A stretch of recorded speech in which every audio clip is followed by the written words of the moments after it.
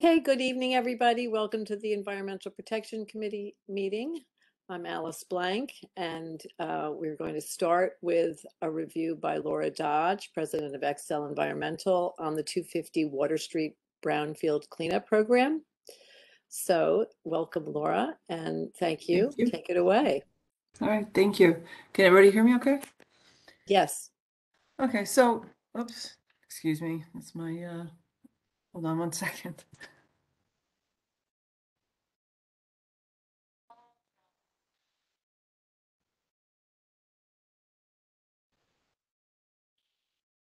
Sorry, the downside from taking this from home. So the update. So the last EPC meeting, I gave an update on the test pit results, which was the first portion of the remedial design investigation. Since that time, the next phase of the remedial design investigation was completed. Actually, on February 25th, they completed the soil boring program, which is like 50 soil borings across the entire site to characterize soil that will be excavated and ultimately disposed of off-site so that they can figure out what the waste disposal requirements are for that soil in advance of excavation. And that minimizes the handling of soil on site, the need to stockpile soil on site. I mean, there still will be some stockpiling, but it minimizes it, knowing where it's going to be disposed of in advance. So that work was done on February 25th. And they also did some additional delineation around the petroleum impacted areas and some of the PCB soil samples that they had to delineate. So that work was completed without incident in terms of there being any exceedances of the action levels for mercury, volatile organics, or dust particulates. Really, there was not much to report in the way of air quality, similar to what we've seen in the past, just traces of mercury, but nothing approaching the action level of 1 microgram per cubic meter, nothing sustained. The revised community air monitoring program was put in place, same as with the test pit work. The revisions of those to the camp, I can go into if anyone has any questions, but we've documented, I think, in previous email updates what those revisions were.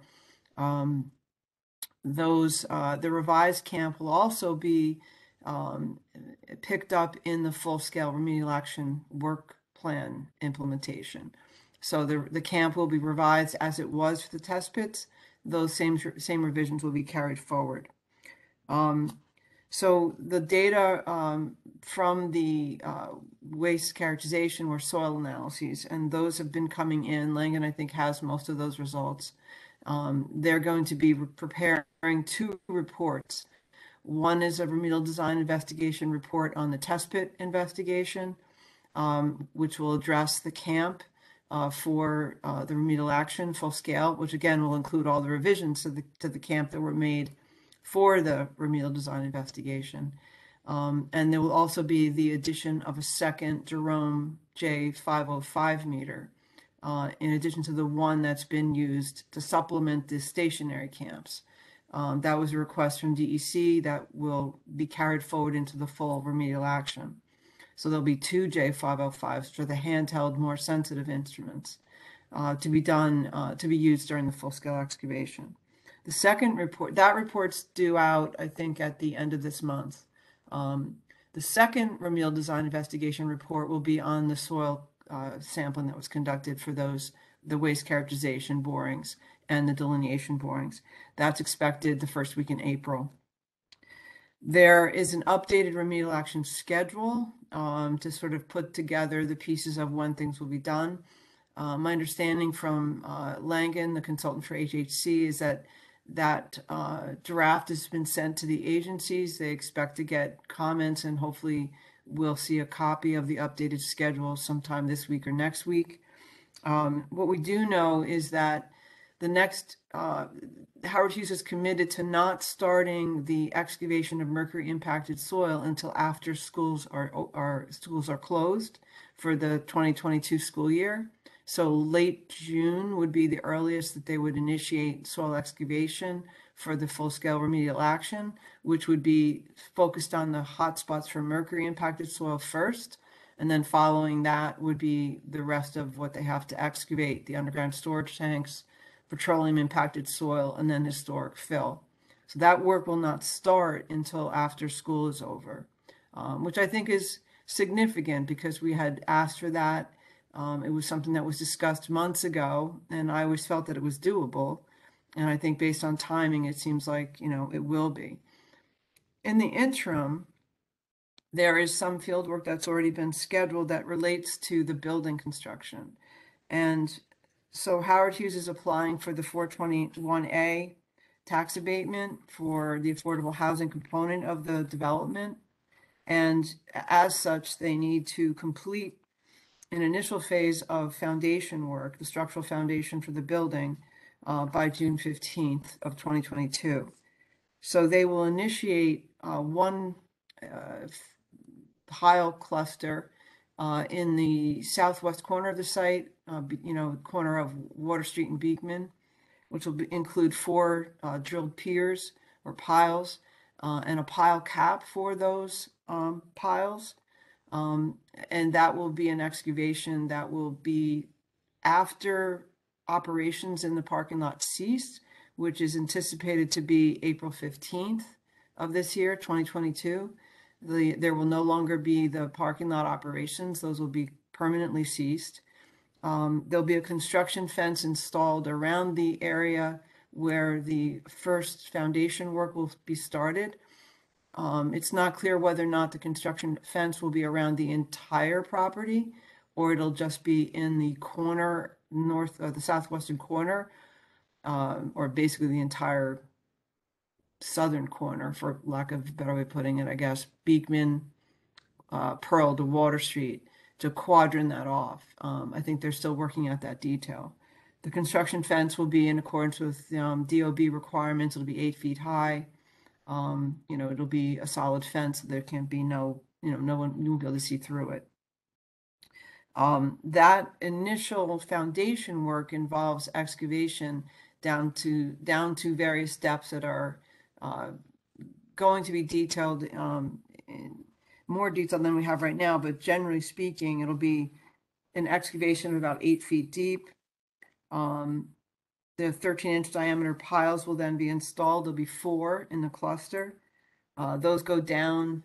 I just got this information today and how far they go. Each individual pile goes fairly deep. I think 65 to 85 feet, if I remember correctly. And then the pile cap is constructed, which is a formed concrete cap that goes over each of the 4 piles. It kind of joins the piles together. So after the initial 8-foot excavation, there'll be another, the excavation will be extended another 10 feet to a total depth of about 18 feet. Soils excavated during that time will be placed on plastic inside the fenced off area for offsite disposal. There will be management of groundwater during that time because they have to dewater in order to maintain the excavation. There'll be some tanks, or 1 to 2 tanks that will be brought in on site. There'll be closed top tanks to store the water so that it can be discharged to the sewer in accordance with the sewer discharge permit. So generally speaking, during that time, the camp that's been modified for the remedial design investigation will be implemented. So that will include all the changes that were made during for the remedial design investigation itself. As far as the timing for the modified remedial action work plan, that's being worked on now. So the remedial design investigation basically informs the changes to the remedial action work plan, which will essentially include the changes to the camp for the full-scale excavation under the remedial action work plan, and then the schedule itself, which is included as part of the remedial action work plan. That will be revised to reflect these different activities in a different timeline that we just described. It's anticipated that once the work for the initial structural foundation, the first pile cluster, gets completed, which is 45 to 60 days from the time that work starts, there will be likely some short pause in the work before the mercury impacted soil excavation would start. That will be the next field activity after that first pile cluster is completed. the mercury impacted soil won't start until after school's over, which is the end of June. So there may be some slight pause in field activity between those two activities, between the first pile cluster going in and the start of the mercury impacted soil. So once the mercury impacted soil is completed, they'll just continue to excavate the soil necessary for removal of the underground storage tanks, petroleum impacted soils, historic fill, as per the remedial action work plan. Again, we don't have the schedule for that yet because that's, still in DEC's hands right now in draft form. That will be provided to us hopefully by, sometime next week. So not really clear exactly when the remedial action work plan will be revised and resubmitted, but it'll be after the remedial design investigation reports are, obviously, because those data will need to be reported on first before the remedial action work plan would be updated. So the schedule for completion of the rest of that work would, be outlined in the remedial action work plan. I would expect that it's going to be fairly general. It's not going to break out in extraordinarily detail, but we can always ask for more details if we need them once we see the schedule. And what I mean by that is they may have just a duration for soil excavation. They're going to have the mercury impacted soil specifically identified, and then after that, it may just be a duration for the balance of the soil excavation that's included in the remedial action. So they're not 100% sure when that first structural foundation work will start. It could be as early as April 18th, but may wind up being early in May, depending upon when they get their Department of Building permits.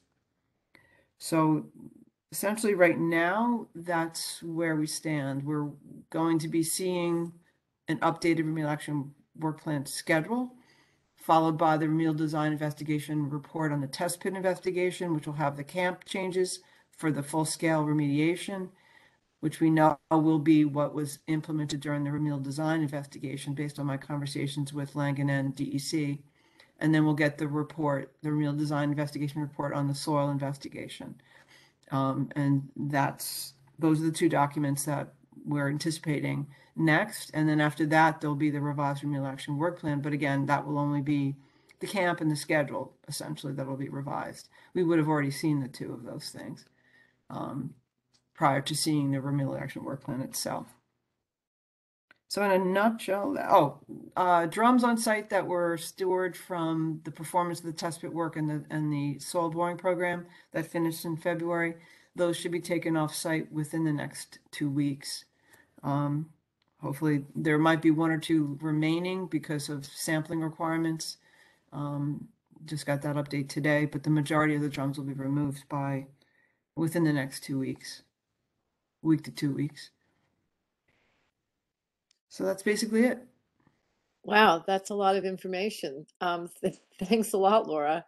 I guess the first thing that just pops in my mind is just a reminder that we very quickly get that CAC meeting going with Langen and HHC to know all of their perspective on this, because if I'm understanding correctly, foundation work is to begin in about 2 weeks, yet they have no DOB permit. I may be skipping a few beats here. Yeah, I mean, again, these are, I think that what they're relaying to us is that the earliest possible start would be April 18th. That's, obviously optimistic. It could be later than that, depending upon, because they obviously do need their permits and they recognize that. So in the updates, it could be, late April, early May, pending the DOB permit approvals. But there's no thought that that might happen after June, and then they would lose their, advantage with the 421A. I mean, that's sort of a given that would be exercised. That is a question when I asked, they really are not able to, my interaction has been with, the Langen project team, and then the DEC DOH, who are not involved in the 421A timing. But in asking Langen what would happen, that's not anything that they could answer. It's really a question that would be an HHC decision as to what they would do if they miss the timeframes. I mean, I would imagine that their perspective is that they can't miss the timeframes, so they have to do what they can. But I don't, I'm not involved in anything further beyond that. Right, that's where I just felt like we all, this committee and all people that are involved in this really need this meeting as soon as possible so that we can catch up. But Right. for your part, thanks very much. All right, let's open it up to the committee members and committee board members. Anybody have a question? And attendees? Can't. Oh, maybe not. Okay. Wow. All right. Hey, Alice, this is Wendy. I can't, I'm having trouble figuring out where my hand up button is. So I'm on the list, but I can't figure out. Well, go ahead, Wendy. Thanks. I'm sorry. I have a new device and I'm not so good with new devices, but anyway, thank you so much for that presentation. That was so helpful. Did I hear correctly, that the foundation piles are going to go in 80 feet? Is that what you said?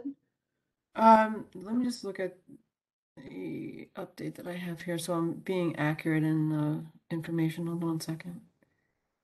And I know that's not really what you're doing. That's just one of the things. No, I'm not involved in the geotechnical side of this. Yeah, but, I totally understand. But I think you mentioned know what? I apologize. It's in a different location.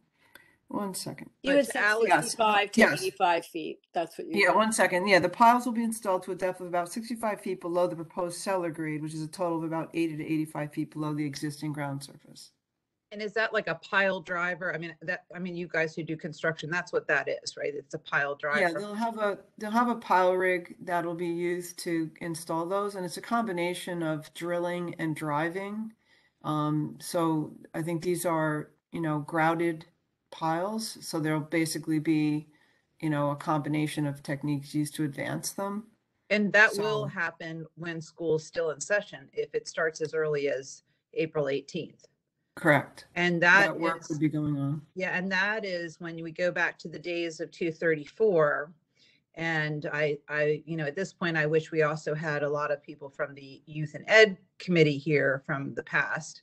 But those of us who remember those days, that, it shakes the ground, and, the kids who are, in those classrooms will very much feel that impact. So even though this is, we're talking about the environmental committee, it is going to affect the environment in terms of noise and ground shaking and these type of things. I mean, I understand they're going to be sensitive to the removal of toxic materials, but I think we should be, very worried about that piece too. Now, that's not your job, so I know that's not your, but to Alice's point, we need an updated meeting to know what's happening, because that's not a minor thing. So again, Laura, your stuff is awesome.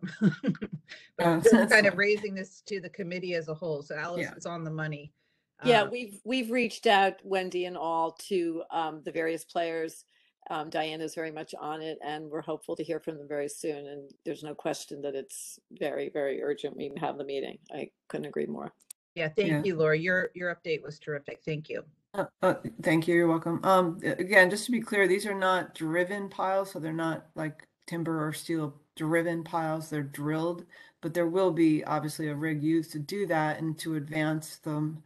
And so at that depth, that is, it takes 45 to 60 days to get all 4 in and get the pile cap constructed. So there will be a lot of activity, for sure. There certainly will. Kenny Grant, welcome. Thanks. Hello, how you guys doing? Just wanted to ask again, this work, is that guaranteed or nothing sure yet as far as April 18th? That's just the earliest possible start, Kenny. It could be basically late April, early May is sort of the time frame that is probably the more comfortable time frame for what Langen and HEC has relayed to us. Okay. The earliest possible date would be the 18th. That would be sort of mid-April, so it may wind up being later than that.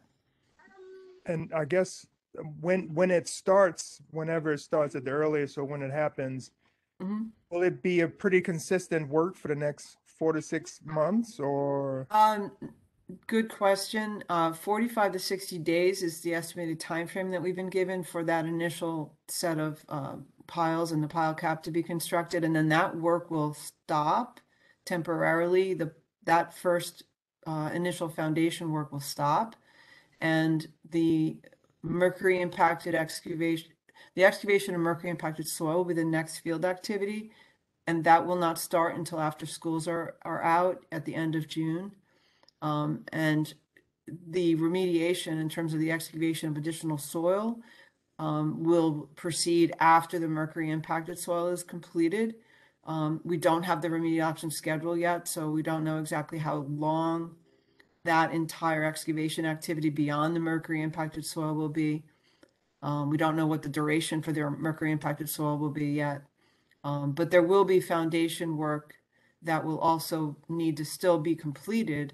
All that's being done in April, May, or started in April, May, is that first set of piles, that first cluster and first pile cap. But there'll be additional pile clusters and caps for the foundation. But we don't know exactly when that will take place yet. And I think the reason is because they're still developing and integrating the remediation and the construction schedules. That's very common. That's typical when you're integrating remediation into a redevelopment. You've got to have both the contractor for the remediation and the contractor for doing the subgrade work working together, and you need both of their inputs and both of their schedules. So I believe that's what's being worked on right now. Thanks, Laura. Thank you. I don't see any other hands up in our committee, but I see Elaine Kennedy. Welcome, Elaine, from the Seaport Coalition in Southbridge. Go ahead. Laura, thank you for that report. Could you just qualify something for me? The LAC timeline, the LAC closes on 4/15, and they're going to put it prior to, will that occur prior to? Can you hear me? Yeah, you cut out there for a little bit, but I hear you now. Okay. Will the construction fence go up prior to them beginning work on the piles for the foundation? Yes. Yes. Okay. Yes, absolutely. And actually, I'm glad you asked that question. Thank you, because that fence will, I think I mentioned earlier, the fence will go up, whether it's going to be the entire site or just the corner to quadrant off that work area is still being determined. But there will be that 8-foot high construction fence that will be surrounding the excavation needed for that first pile cluster, because they have to excavate down to 8 feet in order to start the piles, and then continue another 10 feet in order to construct the pile cap. But during that entire time, the camp will be in place, and that camp will be the camp used for the remedial design investigation. So it'll have all the changes to it that were put in place for the remedial design investigation, plus the second J505 that DEC requested, DEC DOH requested be added. So. All right. Yes. Thank you. Yep. Thanks. I just had one other additional question, Laura, and I don't know if you can answer it, but I'm just curious from your experience, at what point does the sort of archaeological aspect of a site come into play during these excavations and pile drivings? It's never been clear to me, but that site, needless to say, was originally the waterfront of Lower Manhattan's port. So it is likely there will be indeed findings there. And, how does the community keep track best of this, and when do you think that would happen, where we would want to see a city archaeologist and a representative from the Landmarks Preservation Commission on board?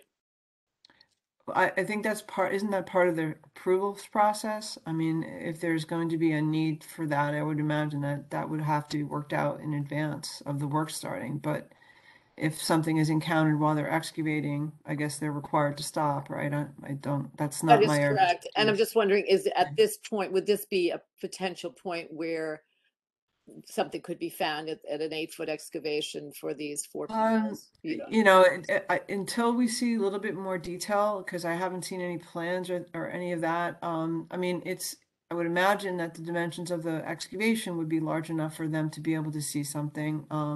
Even the test pit work that was done back in early February was probably large enough to be able to see something of merit.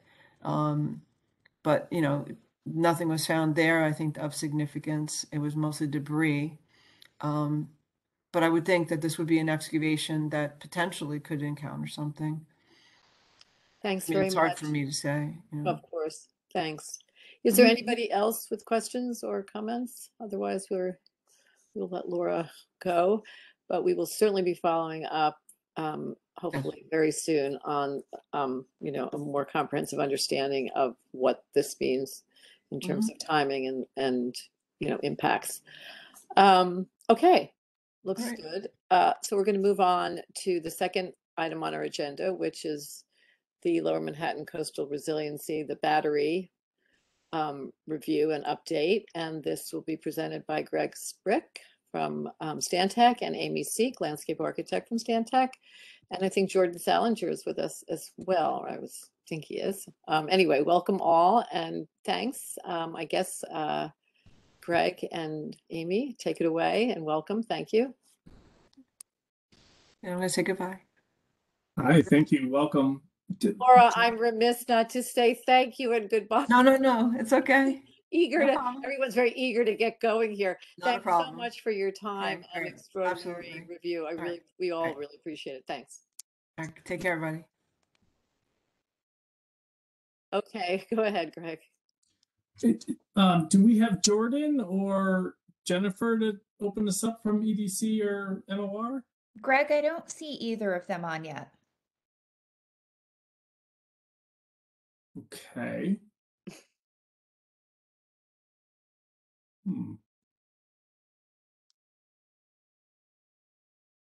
Steve, you're with us, right? Hi, yes, I'm here. Hi, my name's Steve Nelson. I'm the project manager for this project from EDC. I've actually just pinged everyone to hop on, so you should be seeing them on shortly.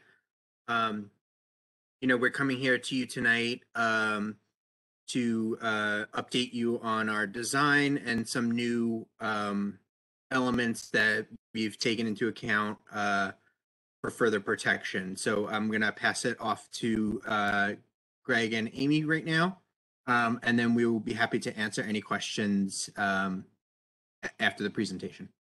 Thanks very much. Welcome, Steve. Thank you. Yeah, thanks, Steve. Hopefully everybody joins sooner than later.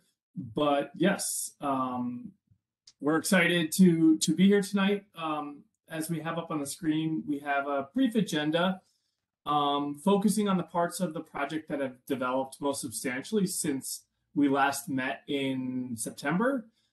These primarily consist of our two tie-in port points at the east and west end of the project, and then the river that flows two ways, the sea rail that runs the length of the Waterfront Esplanade.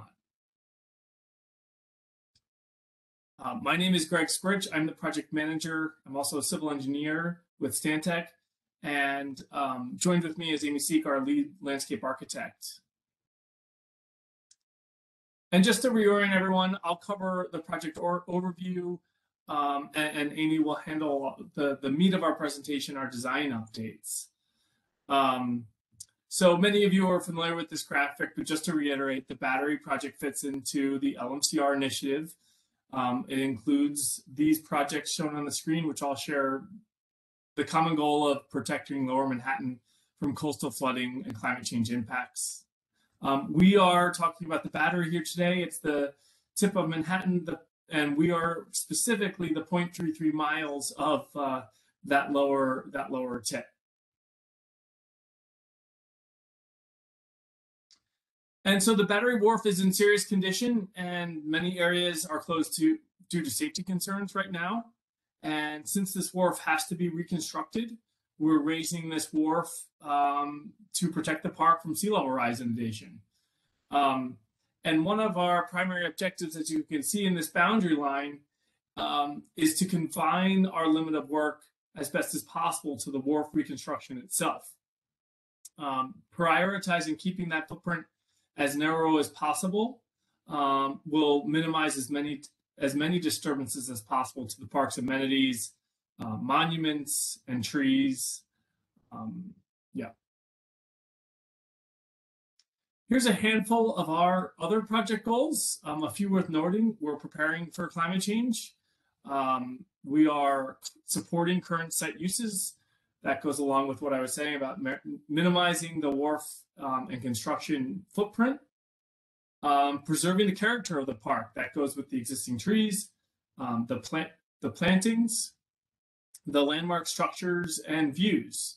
And we're also very much trying to increase the universal accessibility of the wharf itself in our proposed design.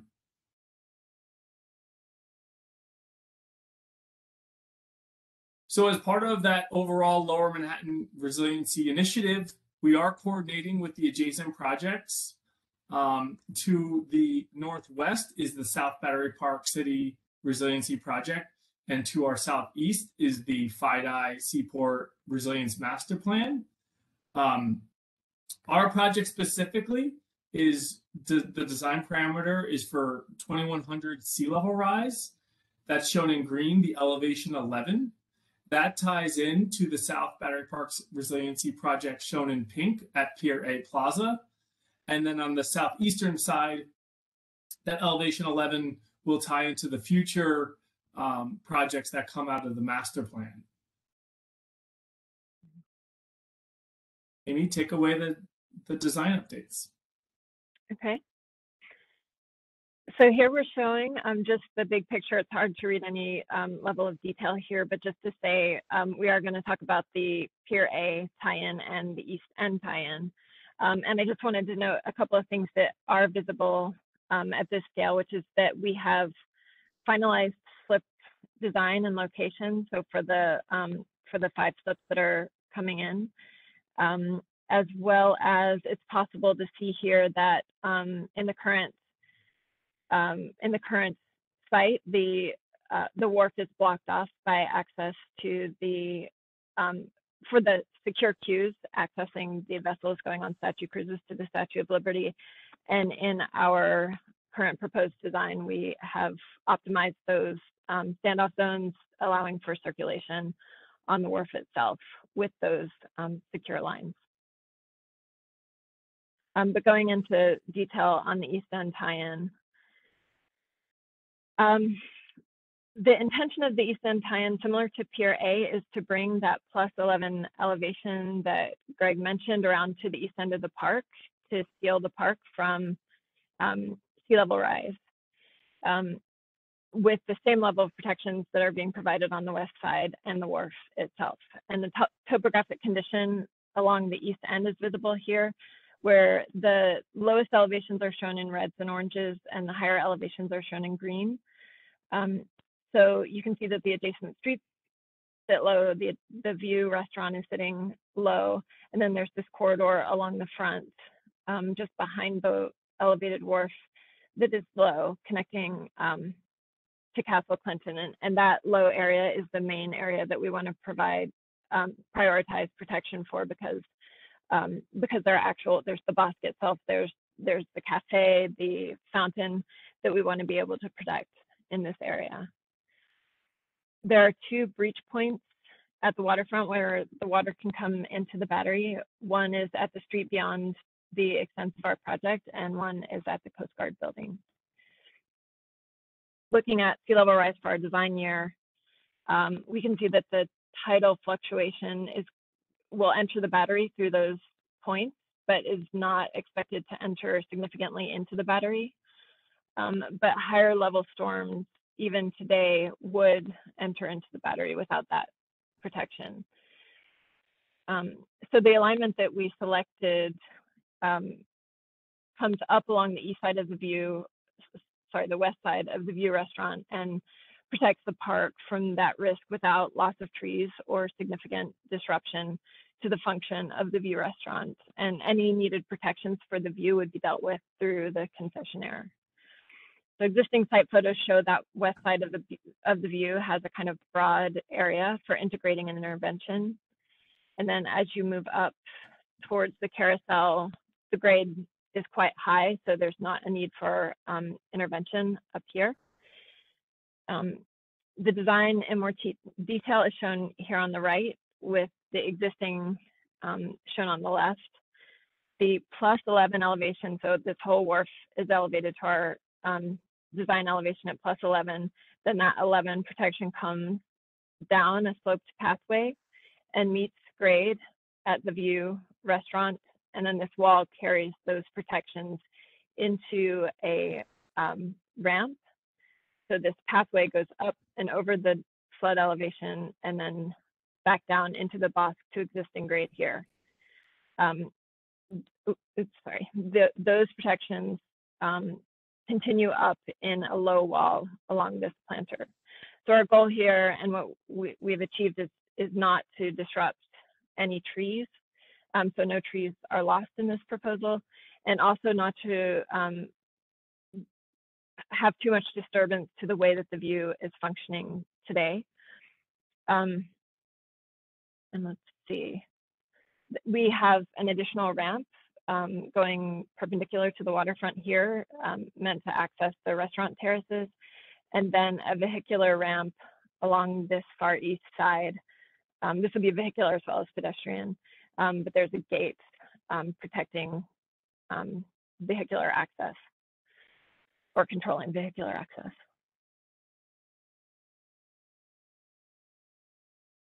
Here is a view of looking down on that tie-in. So the View restaurant is over here. Can everyone see my screen okay? The image?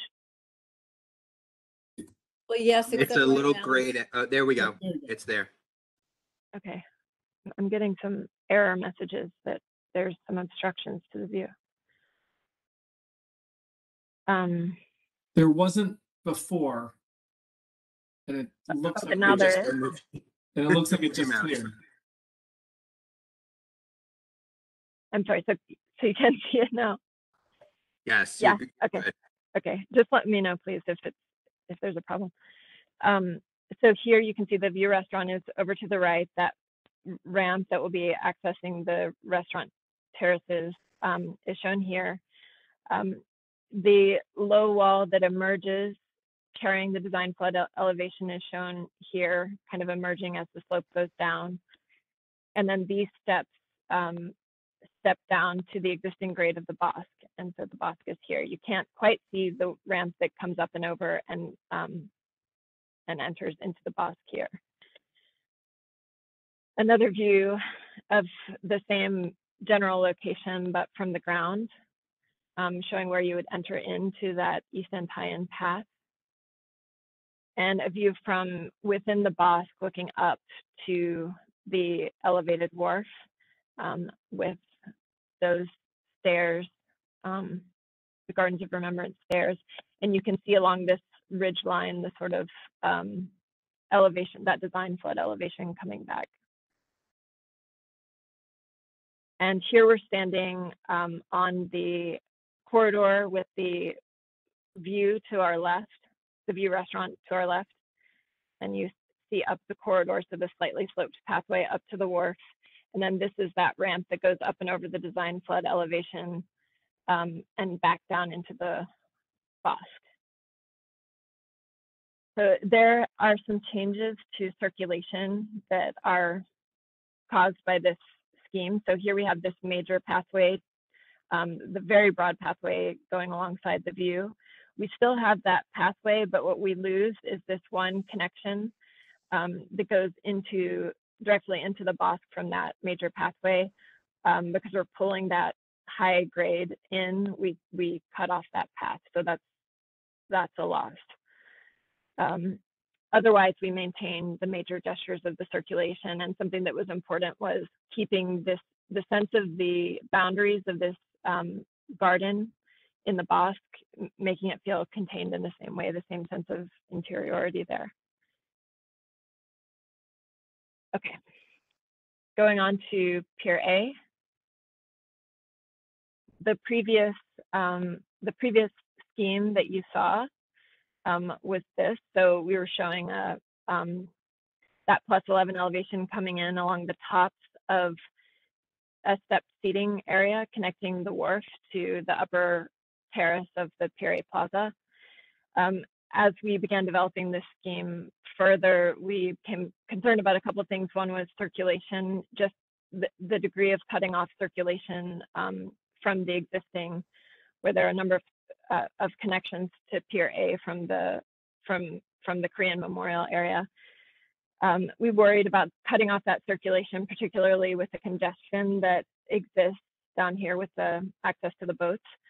We also were concerned about the universal accessibility of the step seating. And so we wanted to provide seats with backs and companion seating. And so we changed our approach to incorporate backed benches and the protection being carried in combination with a low wall in combination with a vegetated berm rising up. And then we added a couple of connections. This one here, which is a ramped connection that comes from the landing of this ramp being built by the Battery Park City project. So it will rise up and come back down in line with the Korean Memorial. And then a stair connection, which is paired with this ramp connection up to the wharf. So you can see here the light colored connections are stair connections, and the darker magenta are ramp or universally accessible connections. And so we have maintained the number of connections to Pier A. And this is looking at it in a little bit more detail. You can see that low wall rising up the side of marking the perimeter of the battery and those connection points.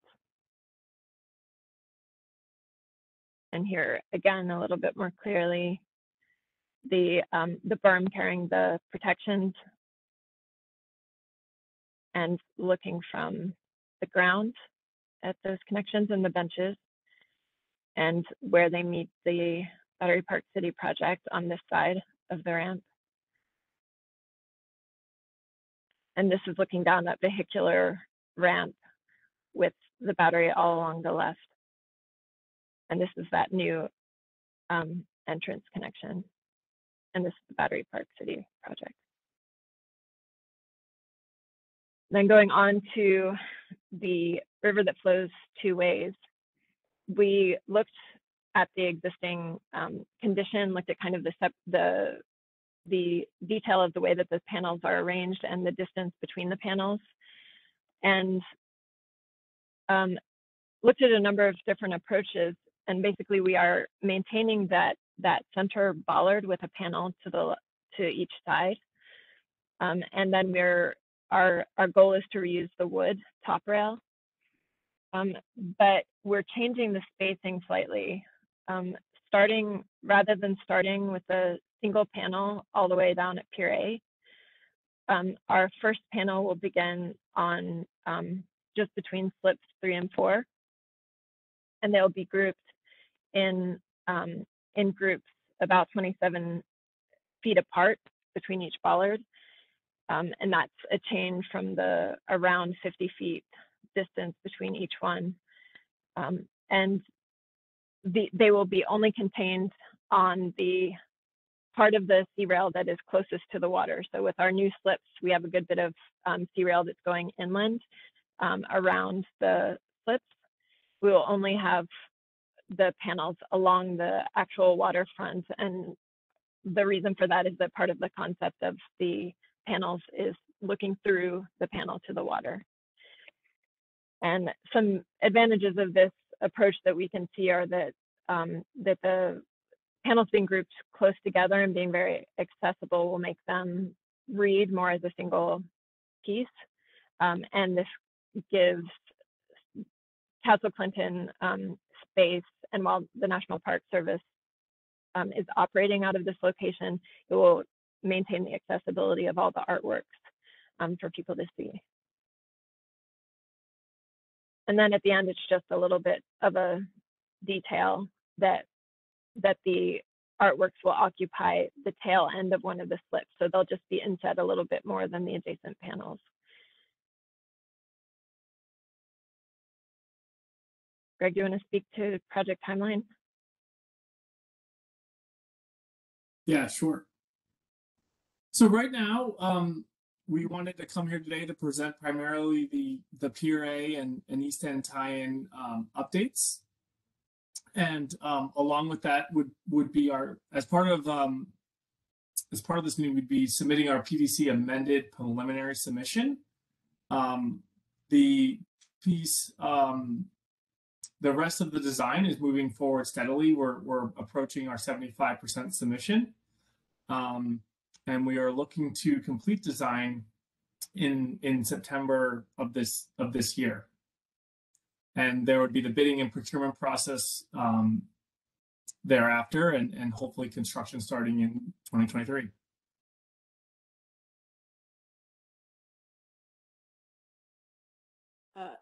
Thank you. Do you have more, or is that it? Should we open to That's questions? Oh, questions.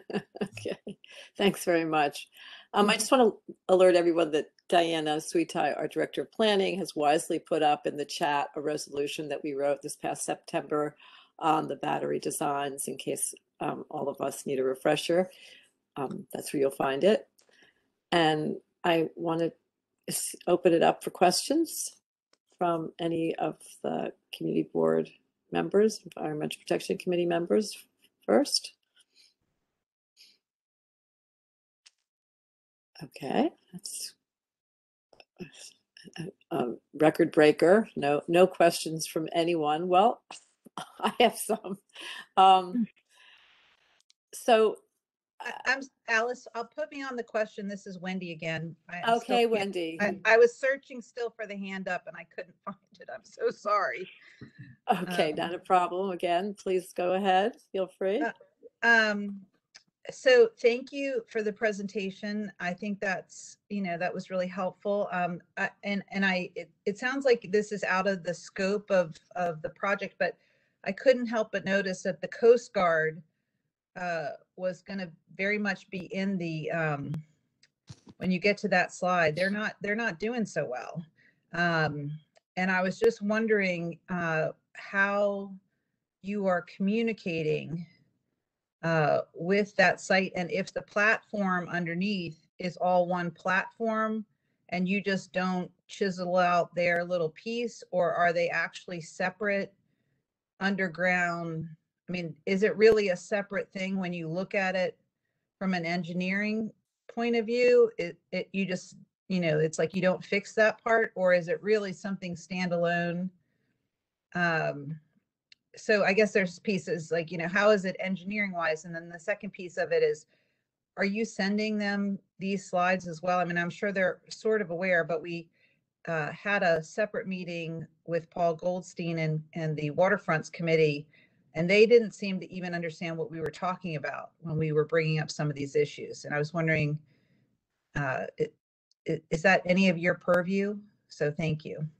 And thanks for the presentation. I enjoyed it. Yeah, no problem.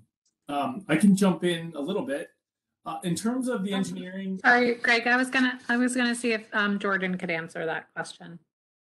In terms of the Coast Guard coordination.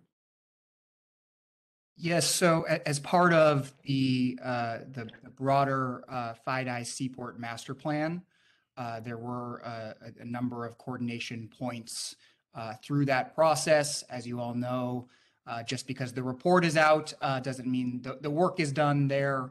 And we will continue to have conversations about the long-term future for that site. Clearly, realize some of the issues that you alluded to, and some of the longer-term resiliency needs.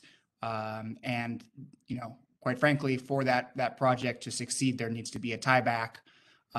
So that is one of the areas that we're continuing to study. And so we'll have some updates on that a little bit in kind of future meetings, but realize what's going on here is slightly different. So I just wanted to tell you that at least according to the person who's in charge of the kind of the coordination at the building day to day, certainly I don't think his job is the building, but his job is to notify anything that's happening on the building day to day. He didn't seem to have any idea what we were talking about. So just put that on your list of, that might be a little note for the future. But we've had a number of conversations with their leadership, and Yeah, so as I think certain folks are certainly familiar with the work and the study that's ongoing. Okay, thank you.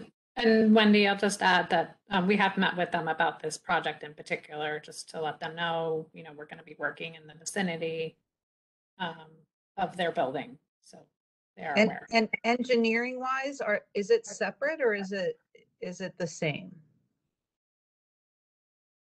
Sorry, is what separate?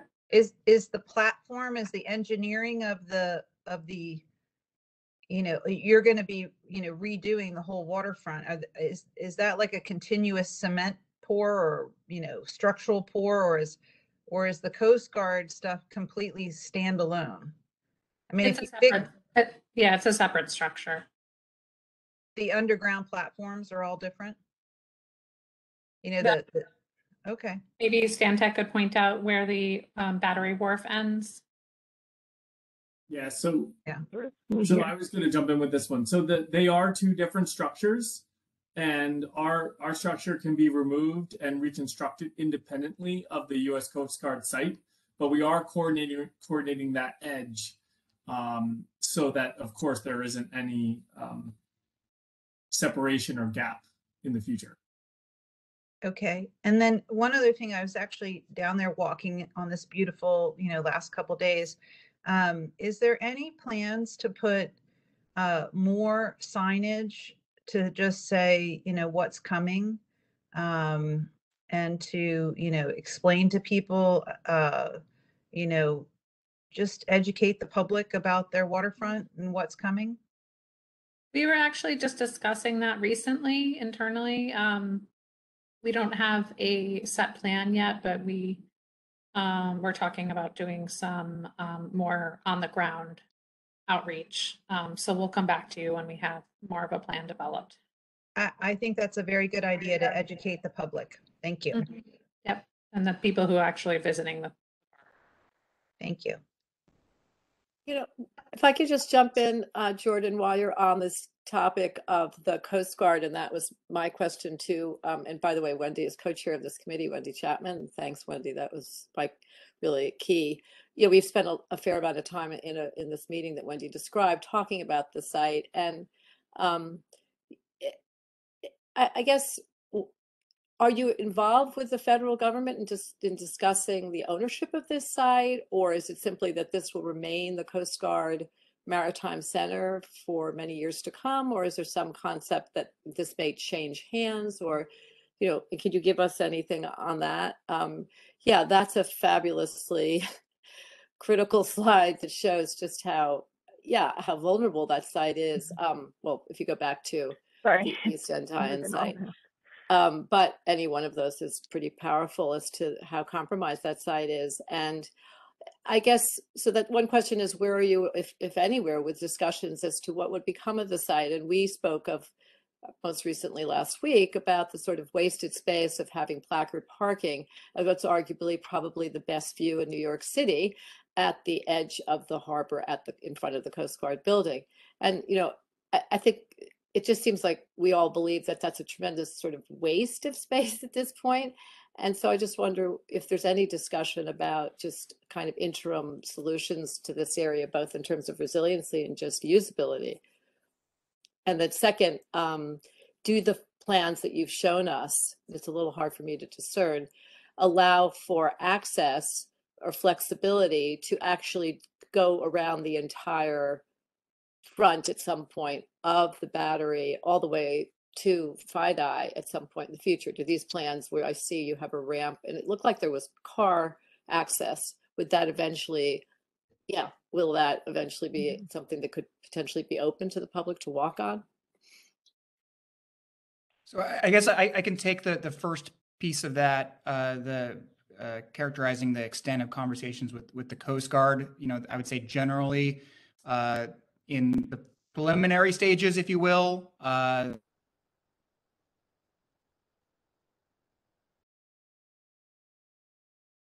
Jordan, I lost you at least. Can anyone? Can you hear me now? Now we can. Yes. Sorry about that. So the conversations are in earlier stages. we discussed the risks of the future risks of the site, and indicated that future study is our hope that we can partner to look at that site to provide potential resilience. They have not indicated one way or another if at least I think they are open to the idea of looking at the site, but in terms of their intent, we know this is important use for them, and fundamentally, the city does not control it. So I think they're likely to be, the conversations will play out over years. But I would characterize conversations in the earlier stages, but certainly something that we want to explore and studying in future years. Well, keep us posted on those conversations. I think the community board would like very much to be part of that because it's a site we all watch very carefully, and I'm sure the battery folk do as well. So can you just zero in on part 2 of the question, maybe at the slide that gets us a little closer in at the view at that very quarter we're talking about? What's planned for that? And is there flexibility that would ultimately, I think it was one of the design pictures. Yeah, that one is, yeah, on the right. So can you just describe, what is intended there and what could be intended if the Coast Guard situation changed in the future? Go ahead, Amy. Yeah, we are currently looking at this being our transition. So we aren't looking at the Coast Guard site or this area that is not within our project area. This is a DOT street. So the intention is that we would come down to existing grade and leave this very much as it is today, maintaining all the functionality of the view. So I don't know if you want me to describe the overall scheme again, or just that aspect about the transition. No, so it will remain accessible. It says vehicle gate.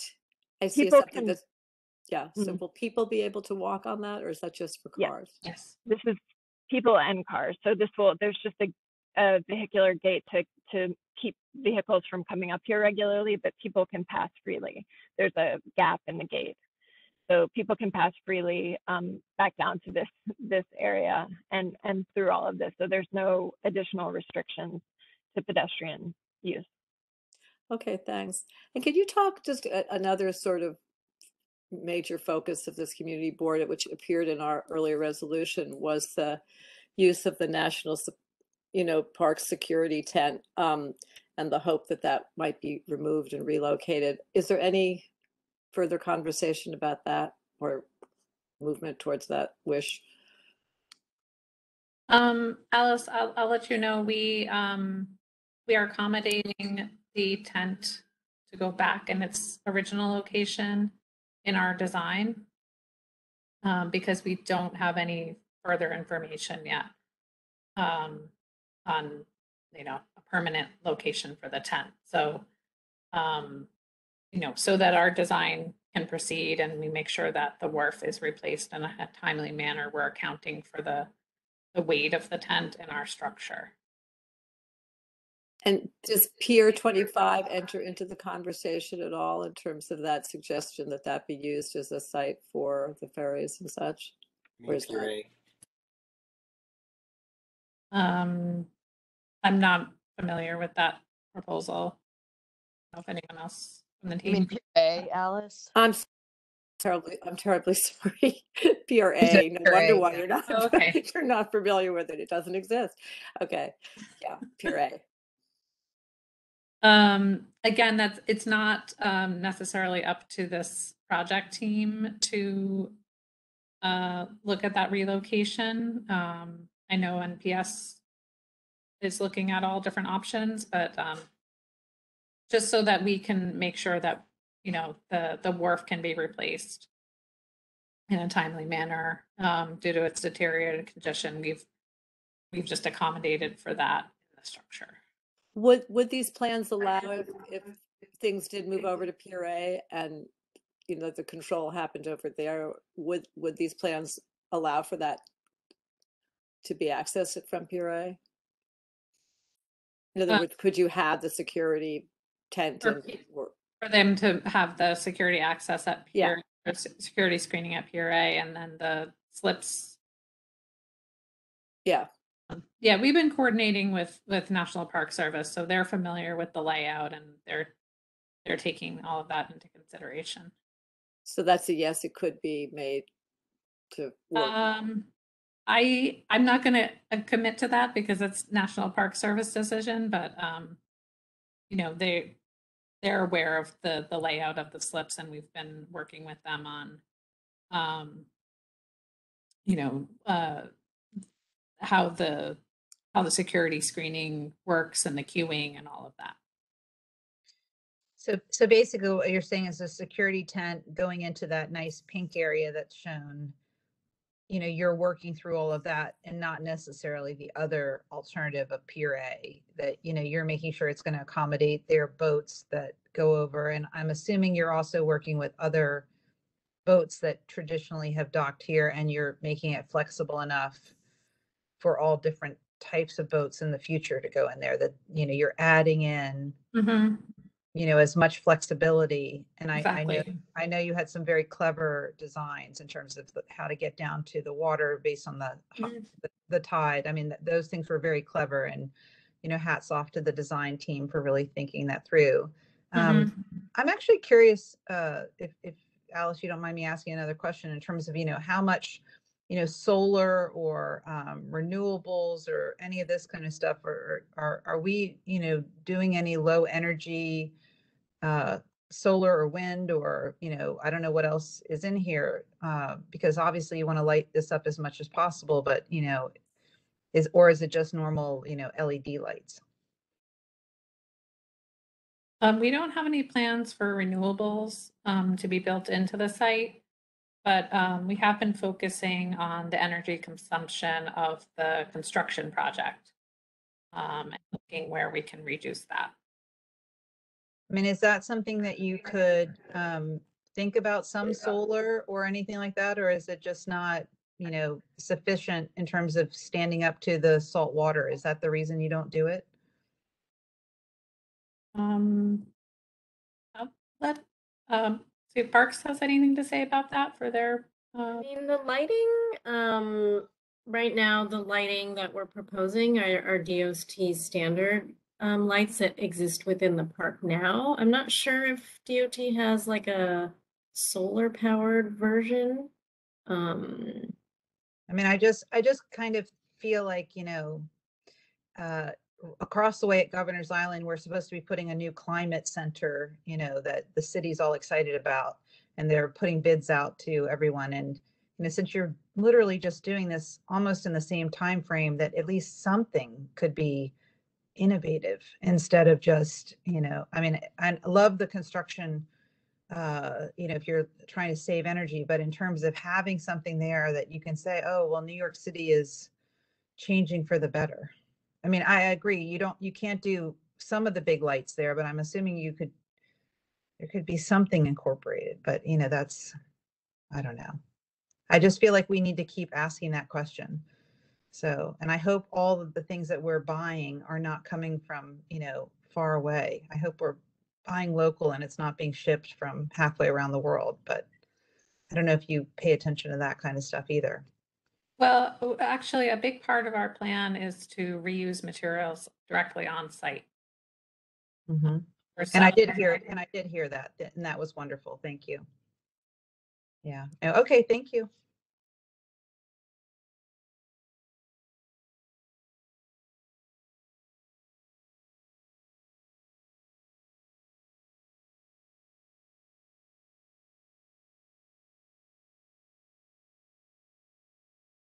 Oh, sorry, I'm on mute. Laura Starr, sorry. Oh, hi. Thank you. Great presentation and elegant design. I wanted to go back to Alice's question about the tent and the possibility of it eventually maybe moving to Pier A Plaza and accommodating the circulation for that. And I'm just looking like, let's just say magically the stars align with our mayor and governor who are getting along and our Democratic president. And like, let's just say this is the moment to get the tent out of our open space there, and move the security to Pire Plaza. Then, so I'm assuming people would like go into Pire Plaza, go through the security process, but then they would head towards the gangways by way of those 2 yellow ramps, and that would be kind of cordoned off maybe until you got to the gangways. And so what I'm wondering is about the circulation, if maybe, well, I have two questions about the circulation near Pire Plaza, getting from there into the park. One is, should there be a more generous connection near those ramps into the park so that you could, if that was ever cordoned off to get people onto the boats, you could somehow get into the park more fluidly there if you're just a regular person going for your morning run.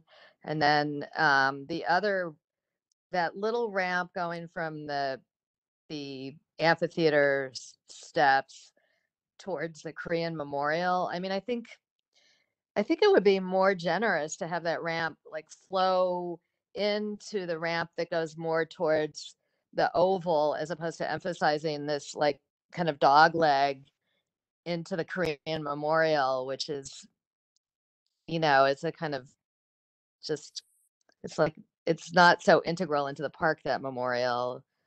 And it seems like the idea is to really flow into the park, not towards that memorial. So I would say that was like the one circulation thing that maybe it could even be more generous, so that it's really more integral into the overall park circulation hierarchy.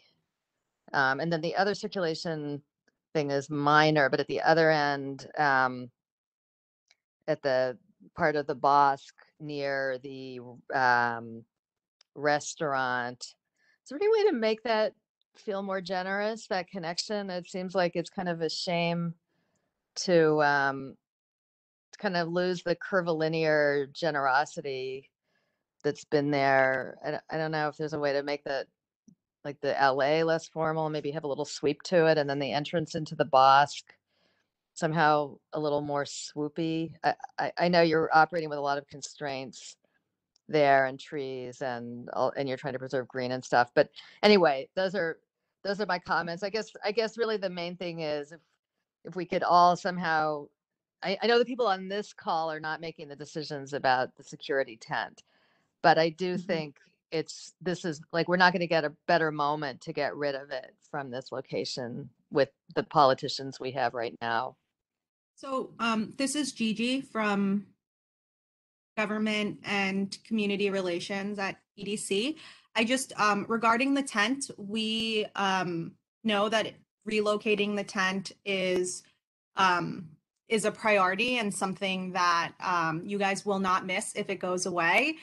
We are in the process of scheduling a meeting in the next 2 weeks with the Congressmember Nadler's office, and he specifically requested for us to talk about this issue. So I can promise you that the political side of, if it is possible, they have certainly expressed a desire to discuss what it would take and what those steps may be. So I think this, we're not going to solve this conversation now, only to say that if the forces and, the landscape, allows for it, it is certainly something that we understand is something that CB, this tent is something that CB1 will not cry over if it, gets moved or there's a better place for it. Let me just say, it's not just CB1. Like during COVID, masses of people are circulating along the waterfront. Like people are coming all the way down from the Upper West Side and around and down through the park. And they want people, this is like the #1 waterfront location for New Yorkers.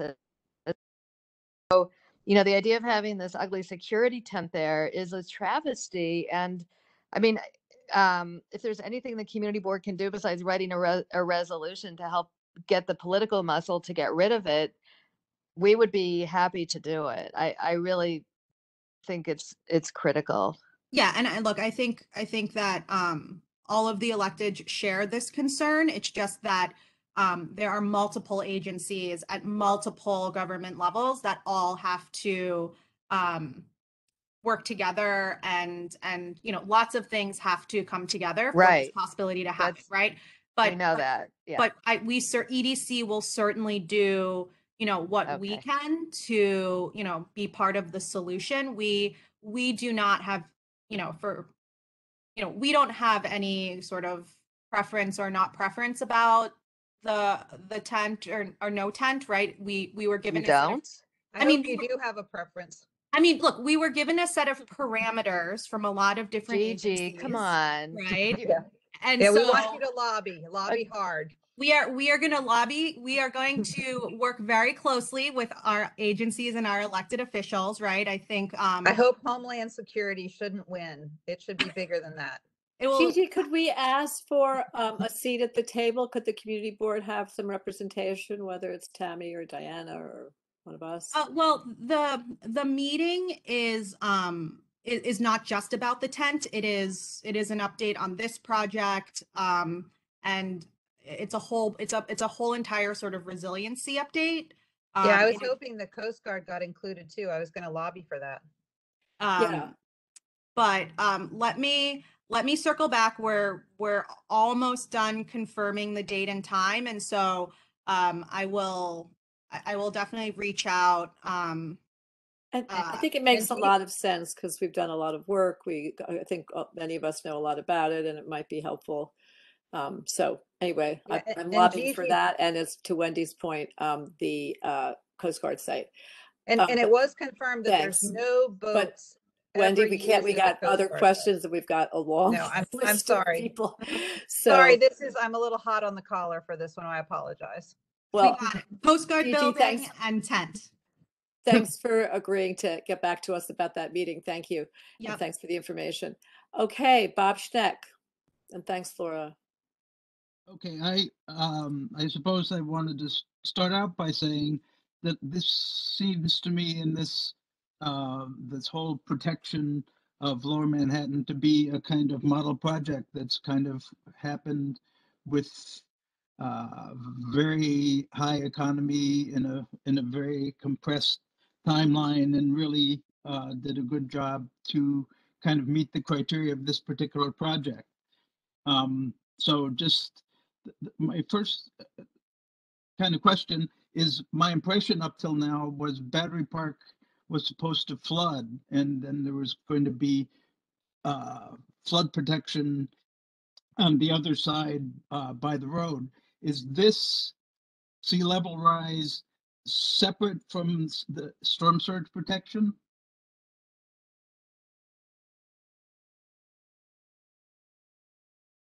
I'll answer that. Are you asking the project includes surge? Yeah, I mean, the thing is that up till now, the planning I've seen has barriers up along the road, up on the top of Battery Park, and this provides protection right along the harbor. And so you're saying that this is about sea level rise, but the other major factor is storm surge. So is this project meant to protect for both problems? Yeah, so I can answer that. Amy, could you go to the slide that has the cross section? Actually, that's not in this presentation. You didn't have that one this time. Okay, that's okay. I'll just speak to it. So yeah, you can go back to the one that shows the overall. Thanks. What we've tried to do with this project is balance having a reasonably elevated wharf to protect the battery park. So that's what you see here. We're raising it to account for 2,100 sea level rise elevations. And then at the back of the park is the Battery Park City project, which they'll be presenting shortly. And a future Finalized Seaport project will help also to protect the upland community. So this is kind of the interim measure to protect the park and the community from sea level rise without building a wall that no one could really see past. We're trying to keep some views in the park, keep people connected to the waterfront, while at the same time providing protections and replacing the wharf itself. So this means that we're going to have a completely separate storm surge project going on the other side of the park eventually. That's the intention, to provide some sort of protection in the back of the park as a second. And then, has this been coordinated with the Army Corps of Engineers and the information that's come out of the HATS project? I can jump in on that. We actually gave a full LMCR presentation, including elevations across all of these projects, and an update on the FIDI master plan to the HATS team a couple weeks ago now. So yes, we'll be fully incorporated into that HATS study. And then, as I was, my concern about this is that this well-designed project has breaches on both sides of it that are pretty serious. And this actually is going to be completed, it seems like, in a reasonable amount of time. The other ones are even pre-planning or even pre-politics and trying to determine what the solutions are. So especially obviously on the Coast Guard side. But are we going to see presentations for how this project ties in on the Pier A side next or soon? That's the following presentation from BPCA. And I just wanted to thank you for getting this done so quick and so well. So thank you. Thank you. Rosa Chang. Next. Thank you very much. And thank you for the presentation. I always learn a lot at each one of these things. So I guess I had two questions. One, to piggyback on Bob's question. What happens between elevation plus 11 and elevation plus 18.5? Like what happens to the park? So I guess that's a big question. And then the second question is, I noticed that Wari is on here. So I was curious what her preference is on what happens with the security tent and the whole ferry thing, because I figure probably of all of us, she's the one who's probably spent the most time thinking about that precise question. So I wanted to get her input on that as well, please. And thank you. Well, Wari was aware of this. We invited her and had some exchange. Wari, if you feel like saying anything, we'd love to hear from you. And if not, we certainly understand. But if you're here and you would like to respond, feel free.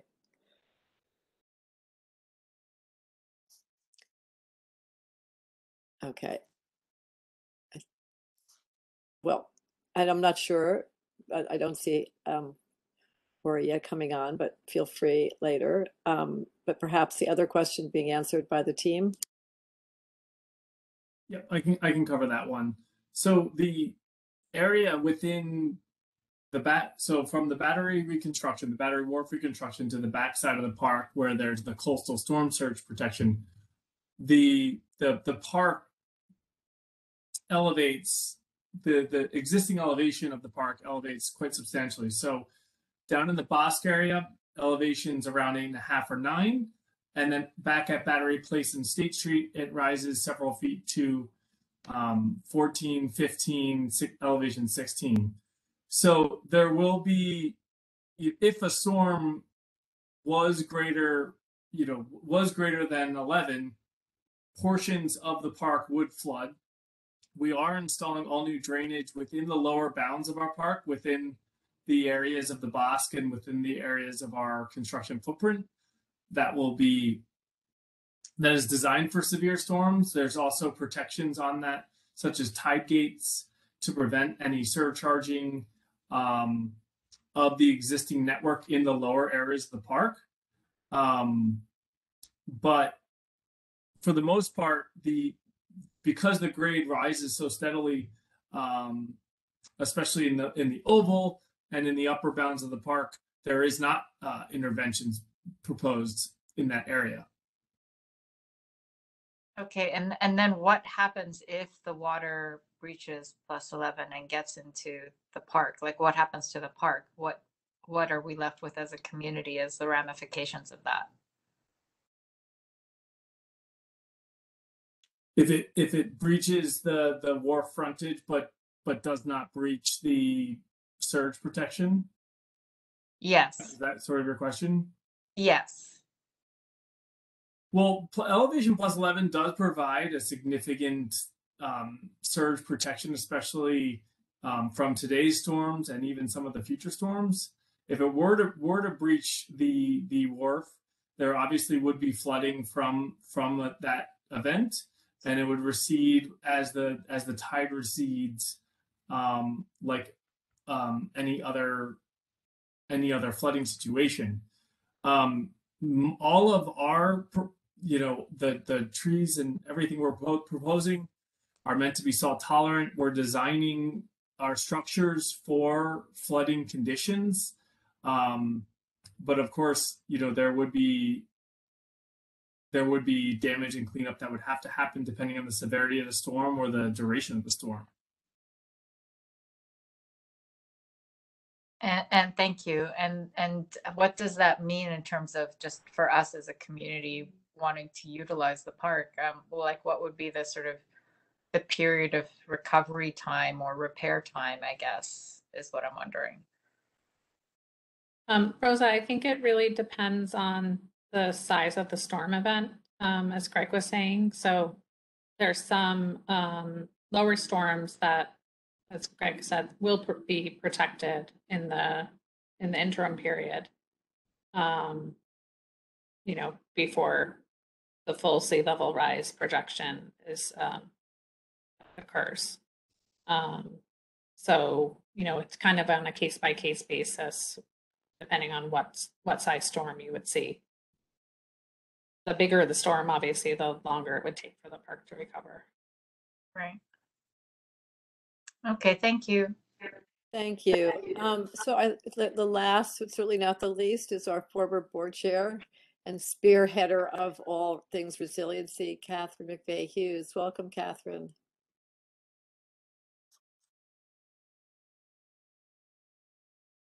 Catherine, are you there?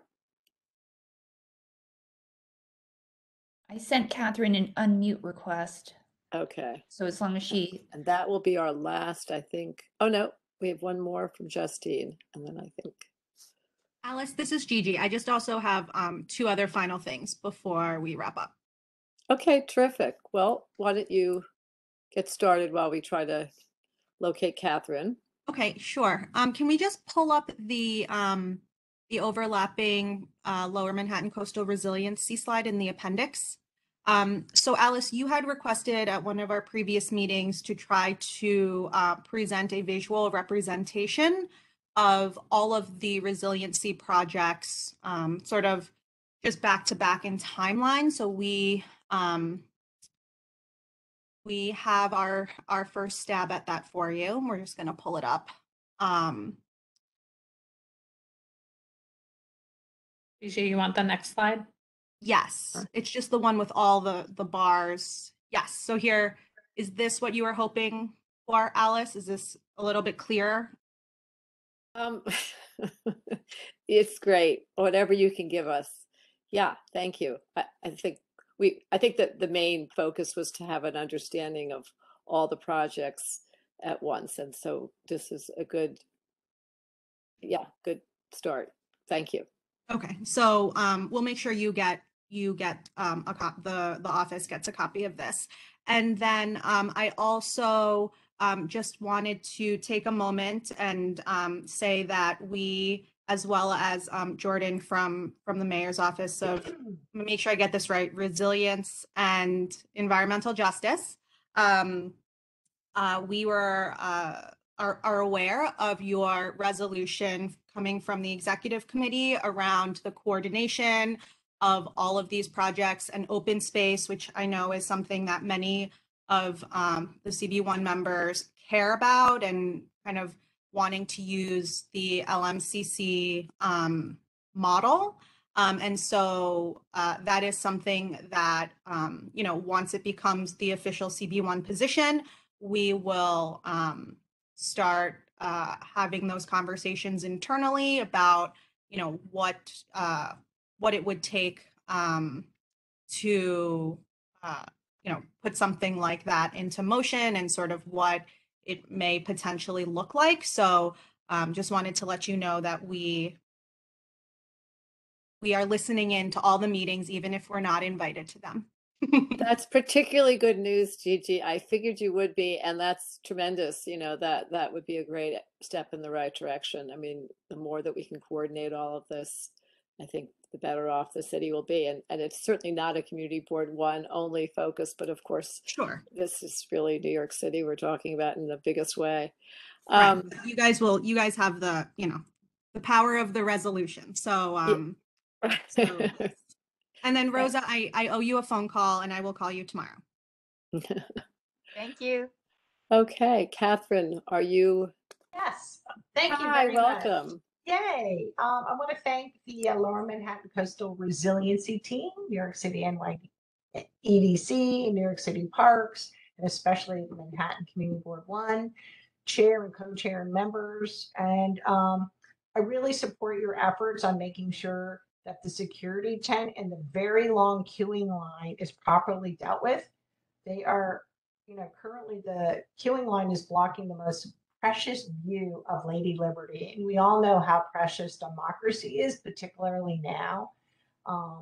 So I just want to, you know, support all your efforts to make sure that in the redesign and the resiliency efforts that this can be handled properly. So thank you very much.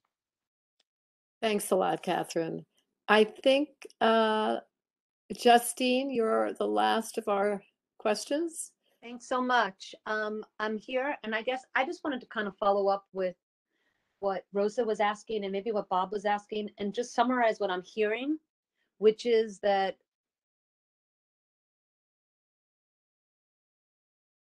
Justine, we lost you. Oh, sorry, can you hear me now? Yes. Okay, sorry. Yeah, I got a call coming in. I'm going to have to jump, but I'll be right back. But my question is, or my summary is, it appears that Battery Park itself is designed to flood. And I apologize because I came in late because I can't see how much of it floods. Like, does the new playground flood? Does the carousel with the seahorses and stuff like that, is that all designed to flood? Assuming the storm is high enough, right? I get that 11 feet is protected, but then at some point, if it's higher than that, that whole area is going to flood. That is what I'm hearing the Battery Park LMDC say. Am I correct or am I missing it? Could you go back to the slides that show the athletic breach points? The breach points one. Okay, the breach points. Yep. Okay. And it's my fault. I was late, so I apologize. Right. Past it, Amy. Yeah. Sorry. That one, right? That.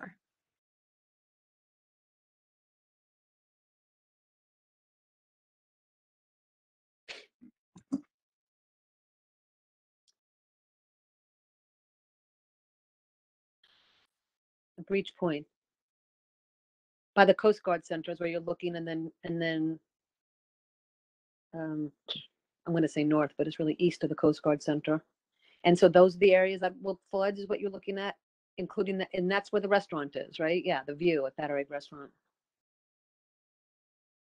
Yeah, so as we were explaining earlier in response to another question, yeah, the wharf is being raised to elevation 11 to balance, you know, maintaining the majority of the park at its current elevation and maintain views and connections to the waterfront. And then a future project would, well, partially a Battery Park City Authority project that's going to be presented after this. Mm-hmm. And a future project would provide additional protection on to the community at a higher elevation. But not at the water there, correct? We're talking about doing the protection closer to the, and you'll be protecting the buildings, correct? And life, but you're yeah, not protecting the park, right? Which is the alignment is not determined yet, but you know, in the current condition, there's we haven't found the need to, you know, build a barrier at the waterfront, yeah, off from the park, from the water. I appreciate the balance you're trying to strike, which is not just, you know, destroying the views and not destroying the water, right? I get that, and access to the waterfront. I'm just trying to make it understand that we really are sort of giving the park up to some degree for flooding, because I'm assuming the red is where it's really going to flood and the green is maybe safe. Yeah, so there's very minimal. Oh yeah, there you go. I see it, the numbers now. Yeah, so what Stantec has designed is for the majority of the park be protected by the PRA, Okay. the wharf raising and the connections at PRA and the connections around the view. And then, but we did want to show that there's some minimal areas that may experience some severe flooding. Yep, if it gets higher events. All right, thank you so much. And thanks very much. We're going to have to close this out, and we're going to sort of be moving just a little bit to the north, actually, on this topic. So more questions can certainly be asked at that point. But I think that is it. Yes, we did get everybody. So thank you. So thanks very much to the very large team that showed up tonight. Really appreciate it. You know, we would love to be part of the future discussions, particularly with Nadler's office on some of these key items that we're talking about, particularly the Coast Guard site and the tent site. And, you know, obviously we all want to better understand something that we brought up in our earlier resolution in September, which is just this, again, you know, why there's various elevations of protection at different points on the peninsula, and better understand why, which I think eventually will become clear, but probably isn't quite yet. And maybe will become clear during the next presentation. So I want to thank the, I guess you're the Lower Manhattan Coastal Resiliency team very much for your tremendously helpful presentation. And I think we're not going to be needing to write a resolution, because I think our resolution states many of the concerns. What I'm proposing is that we write a letter, Tammy and I, to distribute to all electeds and interested parties to kind of update where we stand and highlight the same issues that we already highlighted in this resolution and a few additional ones that have been noted tonight. So I hope that's okay with everybody. In lieu of yet another resolution, I think this probably is a slightly more effective and quicker way, given that our community board meeting is tomorrow. All right, I think that's it. Again, a major thank you. And I think we're going to move on to our third and last agenda item, which is the Battery Park City Resiliency Update, South Battery Park City. So thanks again. Thank you. Good night. And I think, I'm not sure if this is Nick or Claudia. I'm not sure who will be presenting on behalf of Hey, the Alice, authority. it's Nick Spordone. Good Hey, evening. Nick, welcome. Thank you. Sorry I'm not on camera, but I will be very brief, and then I will kick it over to the rest of the much more qualified team. I just wanted to thank the committee for having us here this evening, and I'm joined by a range of folks from our design team, including Rachel Denker from AECOM and the folks doing the design, which I'll turn it over to very briefly, as well as Gwen Dawson from BPCA, who's our Vice President of Real Property, Claudia Filomena, our Director of Capital Projects, Franco Marizzi, our Assistant Vice President of Construction, and Mr. Varun Kohli, our AVP of Planning and Design. So we have had a number of recent touch points on the South Battery Park City Resiliency project with the Environmental Protection Committee and Community Board 1 in general, including recently the January 24th LMCR quarterly update with some of the folks who just made the last presentation. So thank you for that. And before that, our DEIS public scoping hearing last October, following a number of project updates to this committee throughout the course of 2021 and the years prior. So we're back this evening with a couple of updates we know we owe you and promise to be back to you on, to include interior drainage for the project, construction staging. I know you want to hear some about that, and our final PDC package, which we sent over to the community board for review last month. So with that, and without any further ado, I'll turn it over to Rachel and the team to take it away. And I think, Diana, we may have the presentation teed up as well. So thank you very much. And Diana as well for being wonderful and always helping coordinate these things with great professionalism and aplomb. So thanks, everyone. Thanks very much, Nick, and thanks to everyone hanging out and you know, bearing with the long presentations. Thanks. Great. Well, thank you. My name is Rachel Banker. I'm with the ACOM design team. Thanks for letting us be here and present to you tonight. Just wanted to take this opportunity to just give a quick round of introductions of the team members who will be walking you through tonight's presentation.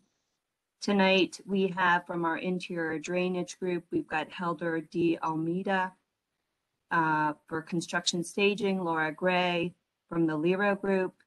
And for the PDC final submission information, we've got Catherine Barsanti from our landscape team, Thomas Pfeiffer from our architecture team, and Ryan Connolly and Jean Pfeiffer also are on the line from our architecture team.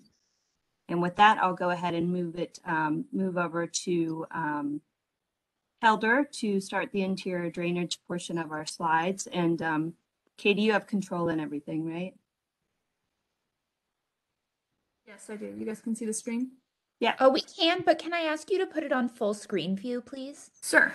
It's a little small. Yeah. Perfect, thank you. Okay, Helder. All right, good evening, everyone. I'm Elder Almeida with ACOM and part of the design team for the SPPCR Coastal Resilience Project, working on the interior drainage.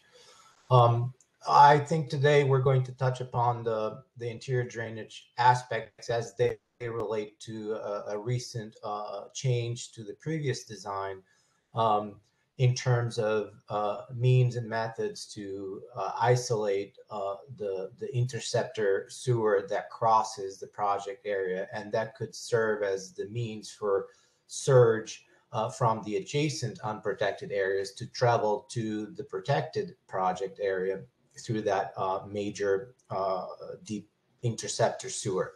So what we're seeing here is a depiction, a diagram that highlights what we're proposing now, which we're calling it the near surface isolation. And essentially, instead of isolating the interceptor at the interceptor level deeper underground, like we were proposing previously, now the approach is to isolate every branch of that interceptor sewer that can reach the surface. So we're going to, instead of keeping the water out of the interceptor, the surge from the adjacent areas out of the interceptor, we would allow the interceptor to surcharge, and we stop that surcharge at the street or closer to the street level before it reaches the ground and causes flooding. In essence, this is another method of isolating the interceptor, but simply we're not doing it at the bottom level or at the interceptor level. We're doing it closer to the surface. And we're going to use techniques or different structures to accomplish that instead of the isolation gates. I think we could move on to the next slide. So essentially, the near surface isolation is going to involve interventions at each one of those branches that could bring that surge from the interceptor up to the street level. And there are 3 regulator chambers, existing regulator chambers, so that you see in this figure on the left. These are already in place because they're necessary to handle the combined sewer, the combined sewage that is collected at the combined sewers at the street level, and then during dry weather, it all goes and gets directed to the interceptor and then taken to the treatment plant. In our case, it goes through the Manhattan pump station before it reaches the treatment plant. For heavy rainfall events, when there's enough runoff to exceed the capacity of this connection to the interceptor, then there's going to be the called combined sewer overflows. So there's a portion of that wet weather flow that will make it through a combined sewer overflow outfall and reach the receiving waters in the harbor. In our project, we have 3 of these structures, and we are proposing to install or replace these regulator gates. So in non-coastal surge conditions, the function of this existing chamber, like I said, is to move a portion of the flow to the treatment plant and relieve the remainder that cannot be handled and send it to the receiving waters.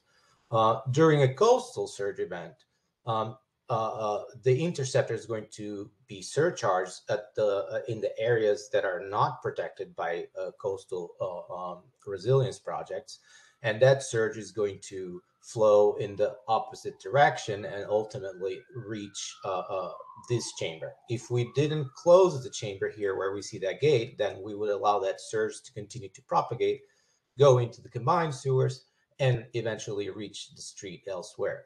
So this is a fundamental element, and we will implement a few of these regulator gates to reach that goal, to stop the surge before it moves upstream in this chamber and goes into the combined sewers.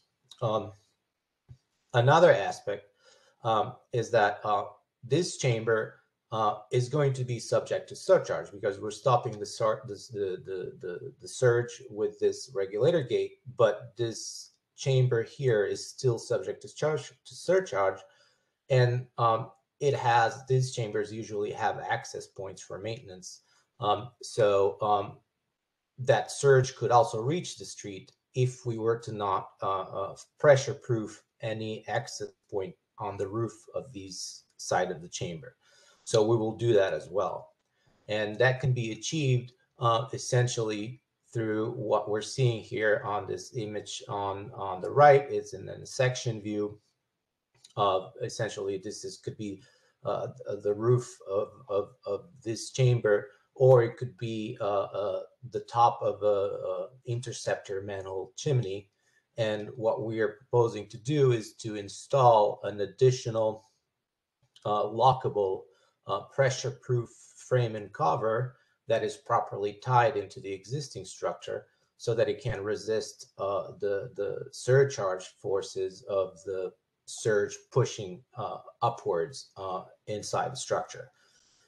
And then replace with another cover that is there to allow ventilation when the system is not locked and to support whatever traffic loadings are required.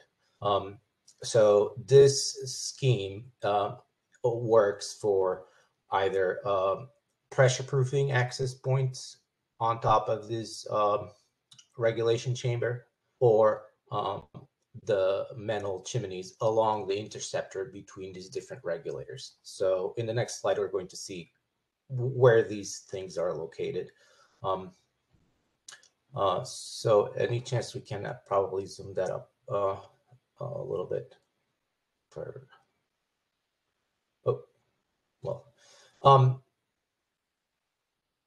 thank you. Thank you. So we're going to intervene at 3 regulators. These are existing structures like the one that was depicted in the previous slide, regulator M7, M8, and M9. We are going to install those regulator underflow gates if they do not exist. If they do, we will replace the ones that exist. And we'll also intervene at a sanitary emergency overflow chamber on West Thames Street to do the same procedure. In that case, there's no regulator gate involved. It's just pressure proofing the access points to that chamber.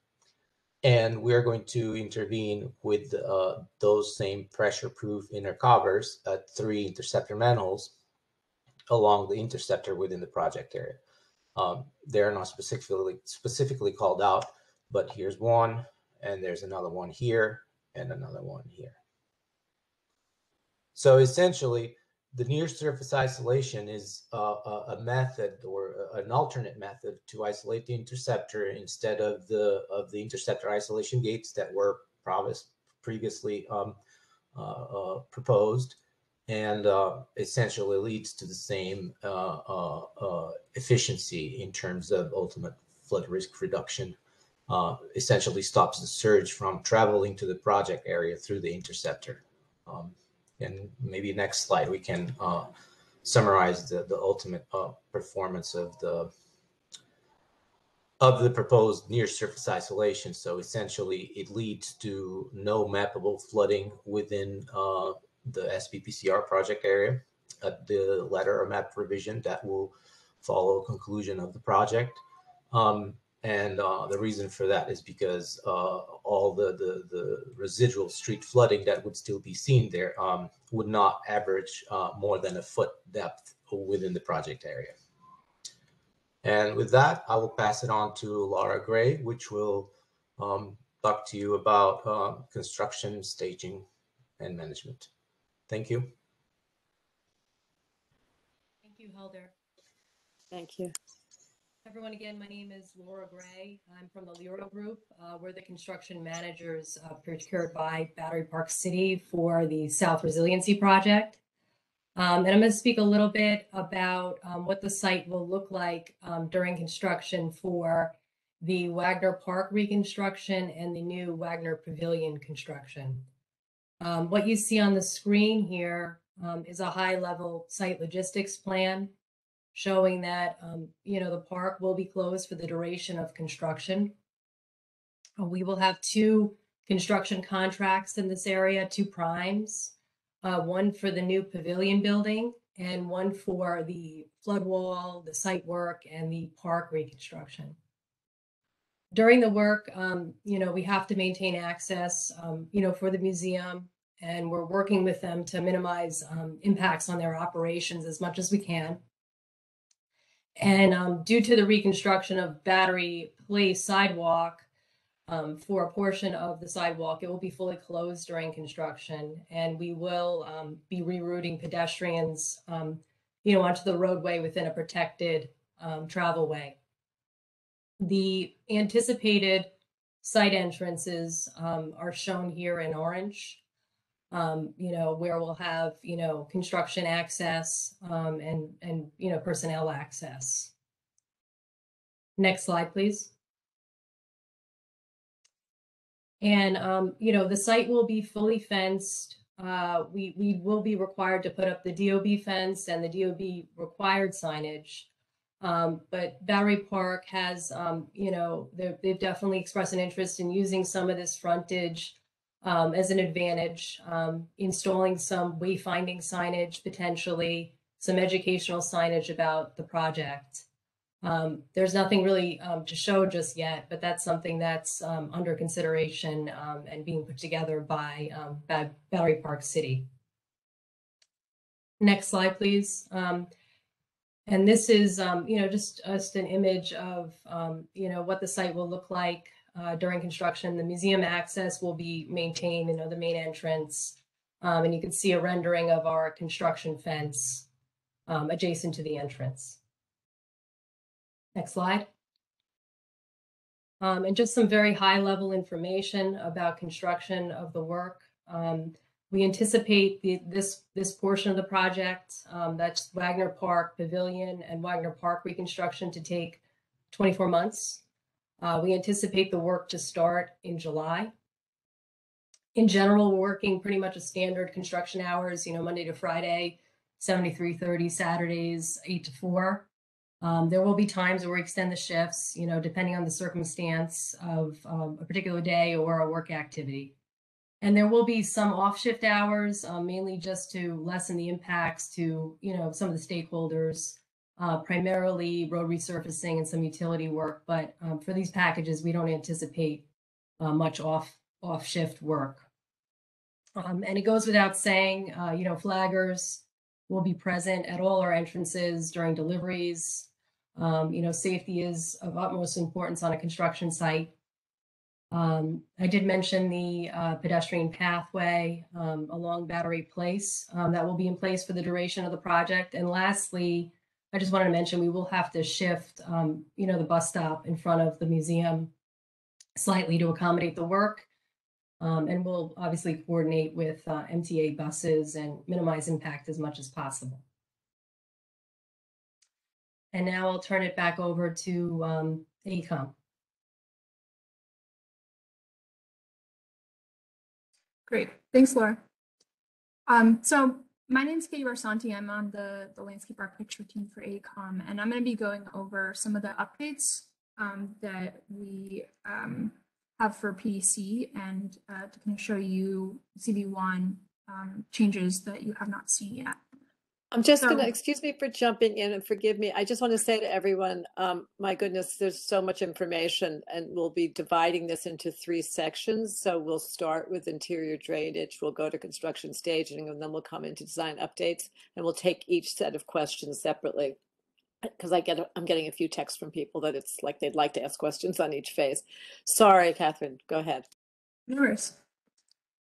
Okay, great. So start with PDC, just some refresher. I think at this point most of us know the project site moves from the museum to Wagner Park here in the Battery. And this timeline is just kind of a compendium of all of the major check-ins that we've had to this point. Starting in 2018, where between then and 2020, there were a lot of larger public design meetings. And then we moved to, these CB1 meetings to show intermittent updates as we've been moving along in the project. Additionally, another timeline that shows our PDC submission history. This is, as you can see, a little bit more than what's typically required for, the PDC process, but with this project in such a large scale and scope, it was important to meet with them fairly regularly to update and move through the PDC process. So our last previous submission being February 2022, and then we'll be submitting again. So a lot of what you're going to be seeing today in these PDC updates are from this submission.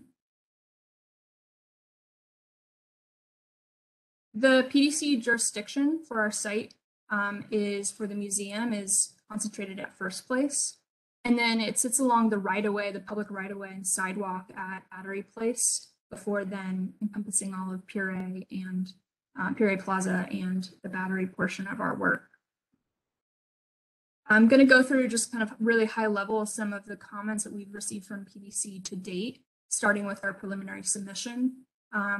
This one was one where we got a lot of the larger design specific comments across the whole site.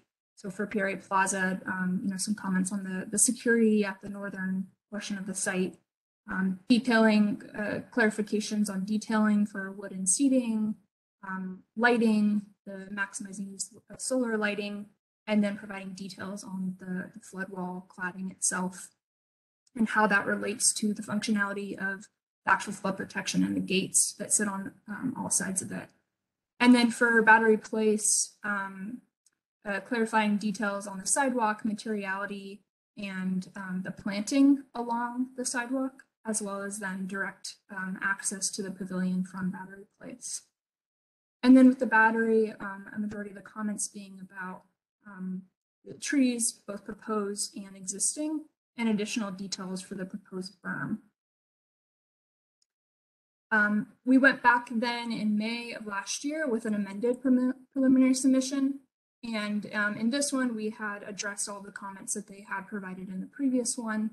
And what we received back from them were essentially all comments related to the exposed flood wall cladding. They had expressed some concern about the design and how it would kind of come through based on the constructability of what we had proposed. And they asked us to come back with a scheme and details that show how to really simplify that and how it all works together and would be fabricated.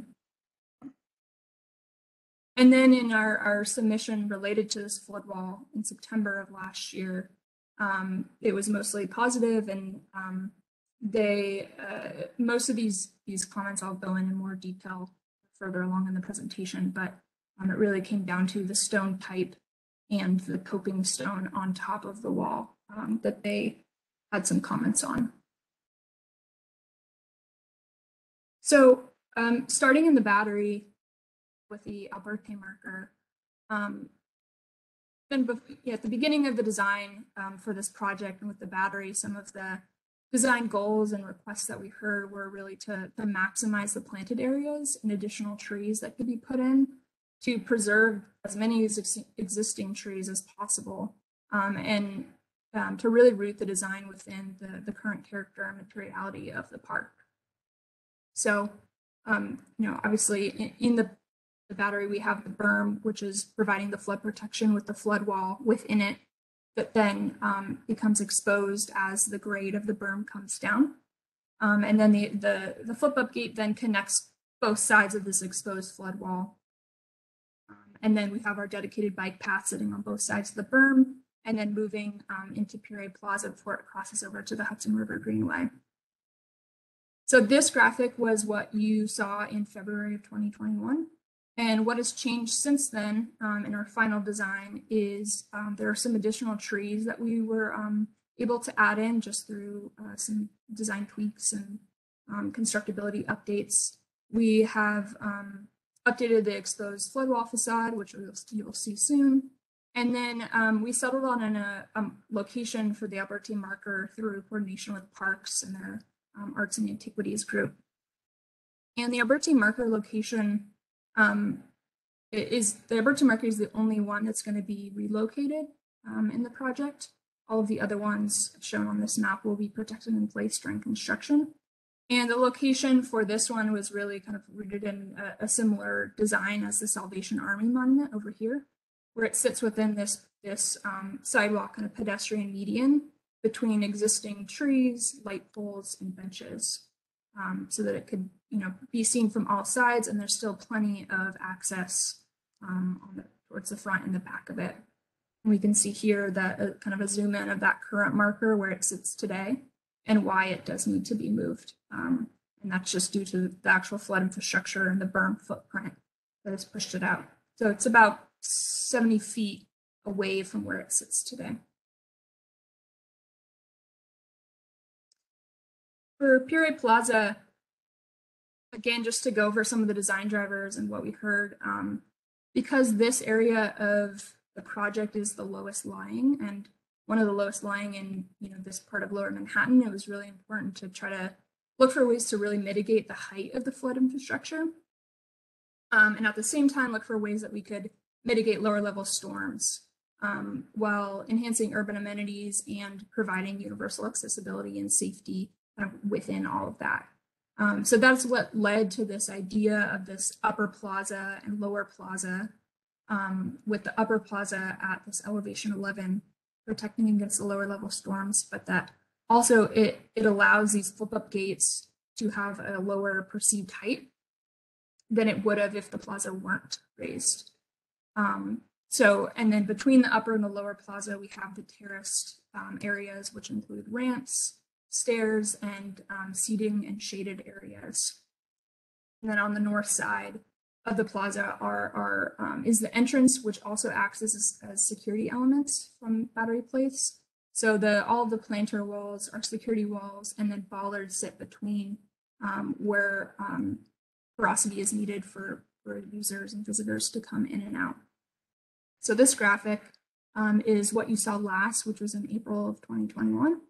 And some updates that have been made since then are some change in the tree locations and sizes, and this was due to accommodate service and emergency vehicle access from the street side to the lower plaza, as well as the upper plaza.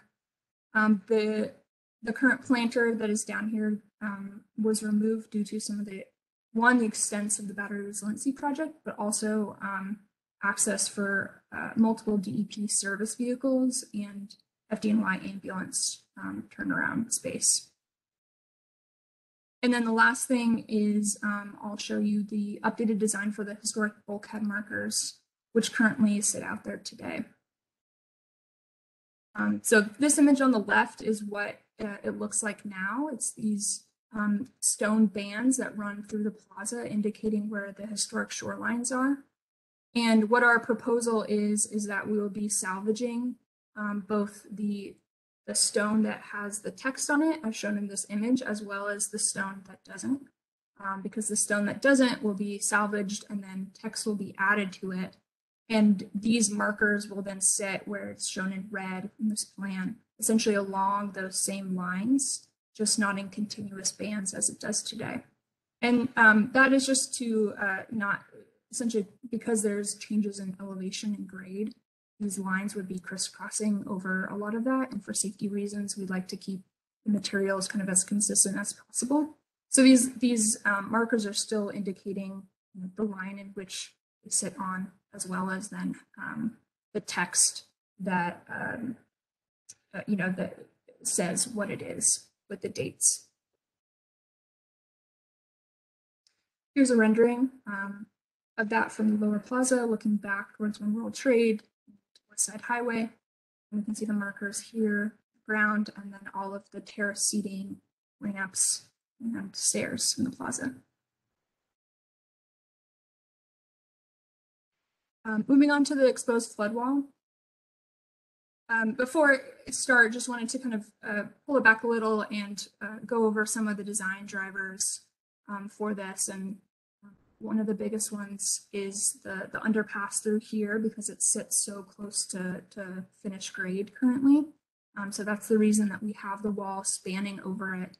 And then between that and then the wall that comes out of the berm, we have a flip-up gate. And this allows not just pedestrian access in a similar location to where pedestrians can access the battery now, but also access for the stage deployment vehicle for events that happen within the battery. Coming in and out of the battery, we also have the bike lane that is dedicated in this area, as well as then within the berm. And then moving into Pure Plaza, there's access needed for emergency vehicles, DEP vehicles, and then deployment vehicles for the floodgates themselves. So that also dictated how some of these spaces and flood infrastructure pieces were placed. So starting from what you guys saw last in August of last year, the wall had two different stones. It was the Stony Creek, which exists out there today in the walls around the peripheral of the park. And then Pearl Gray stone, which we have presented two different finishes, both the split face, which is similar to that Stony Creek that's out there today. It's much rougher. There's like kind of a lot of three-dimensionality to it. And then the water jet, which isn't quite as rough. It almost feels like sandpaper, but it has a lot of really nice color and actual like sparkles in it in the sun. And it's a really beautiful finish to the stone. And so this is that render that was presented then, showing in the battery how the Stony Creek was applied to the wall faces. And then as we move into Pure Plaza and Wagner Park, that Stony Creek starts to dissipate and turn into the Pearl Gray. The concept behind all of this was this idea of land and water. And so in the portions of the land, which were more towards the battery, this was expressed in extrusions from the stone. Excuse me. And then as we moved into Pure Plaza and Wagner Park, it was expressed as ripples of water. Some comments that we heard from the agencies and PDC, Parks was really concerned about climbing onto the wall from both the berm and from areas like Pure A where you have direct access to the wall. So they really wanted us to look at climbability. What can we do to track that? How can we detail these extrusions to not allow that? They also commented that they really wanted split face towards the bottom of the wall because it has that rougher finish. It creates a lot more shadows on it, and that kind of allows it to almost like hide some of the dirt and things like that will be getting on it, as well as discourage any graffiti or tagging. What we heard from PDC was that they requested the removal of the Stony Creek on the wall, and that was to allow the Stony Creek on the site to be more visually prominent in the foreground and to kind of reinforce the pedestrian scale of it, and then for the pearl gray to really be this singular factor on the wall and to not kind of distract between the two. They also requested that one type of coping stone design be utilized across all of the wall faces, or sorry, all the wall tops, and for that not to change in different areas of the design. So after those comments, we went back, and the materials palette now still has the split face pearl gray, that rougher one. It still has the water jet, which has a lot of those sparkles, and then we introduced pearl gray sandblasted, which, as you can see in this image, is a little bit lighter, but it too also had some of the sparkles of the water jet, which was really nice. And it kind of mutes down a lot of the variations within the stone itself. So this is the updated render of that. So we see this schist reference of the coping stone across all of the walls. We see down here where it's a little bit darker. You can see it up here in the key plan too. This is where those split face stones are. And then the water jet is towards the top. And then as we move, you'll see this in the following graphic, as we move into Piri Plaza, you start to get more of these sandblasted stone finishes. The idea really being that this wall transitions from darker colors towards the bottom up to lighter colors into the sky. And I'm going to go back to this render. Another thing I'll point out is that you can see a lot of most of the shadow lines that are moving this direction are on the bottom. And that's because we took those stones that were extruded and put a batter on them so that only the bottom of these stone units, you can see in these sections, was expressed so that they're essentially, it created, it removed any handholds for anyone to climb up the wall. So there's nothing for anyone to grab onto or step onto to climb that. And this shows those units. The wall is made up of 12 basic units, both in single width. They're all 1 foot 6 inches. They're just extruded differently, and that's what creates kind of this variability in the amount of extrusion there is. And then ripple units, and these are where as it starts moving into Piri Plaza, it turns into this idea of water. They're less rectangular and they have more of this kind of ripple effect to them. You can see on the bottom the sectional quality, not just the handholds that are non-existent anymore, but also how, as you move, you walk up and down past the wall, how those extrusions change. Sometimes they extrude towards the bottom, other times towards the top. So there's this variability that occurs throughout it. And here I'll just go section by section. Starting with the battery, we see more of these darker stones, the split face towards the bottom of the wall, and then the water jet towards the top.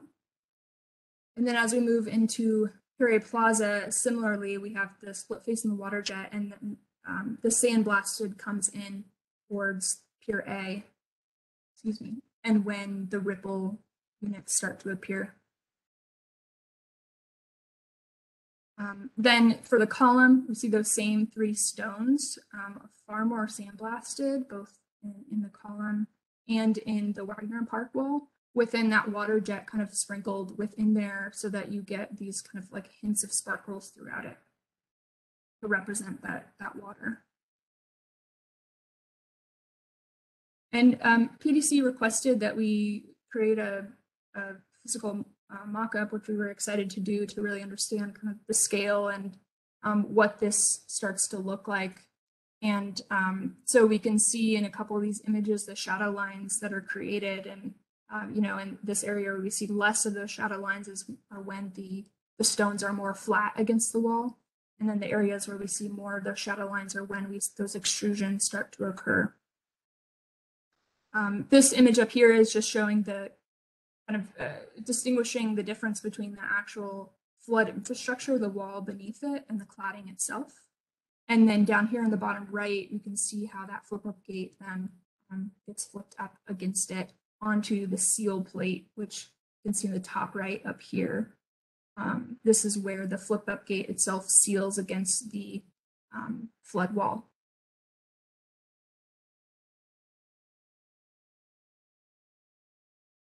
Then moving on to Battery Place. In the previous design, we had the berm that sits between the sidewalk and the alley. And then there are a few trees within there. And then we had these street trees running down the side between the street and the sidewalk. And these sit within planters as well as some cobble paving, matching what's out there now. And the one thing that has changed here is that these street trees, after kind of going back and double checking all DOT standards and offsets needed for utilities, street lights, signage, both wayfinding signage and traffic signage, as well as then how buses use this area, both in the city bus stop that's there and charter buses. It was determined that not all of those proposed trees could fit. So it went from groupings of 3 down to groupings of 2. You can see what this looks like then in this render, moving down Battery Place. There's 4 groupings of them.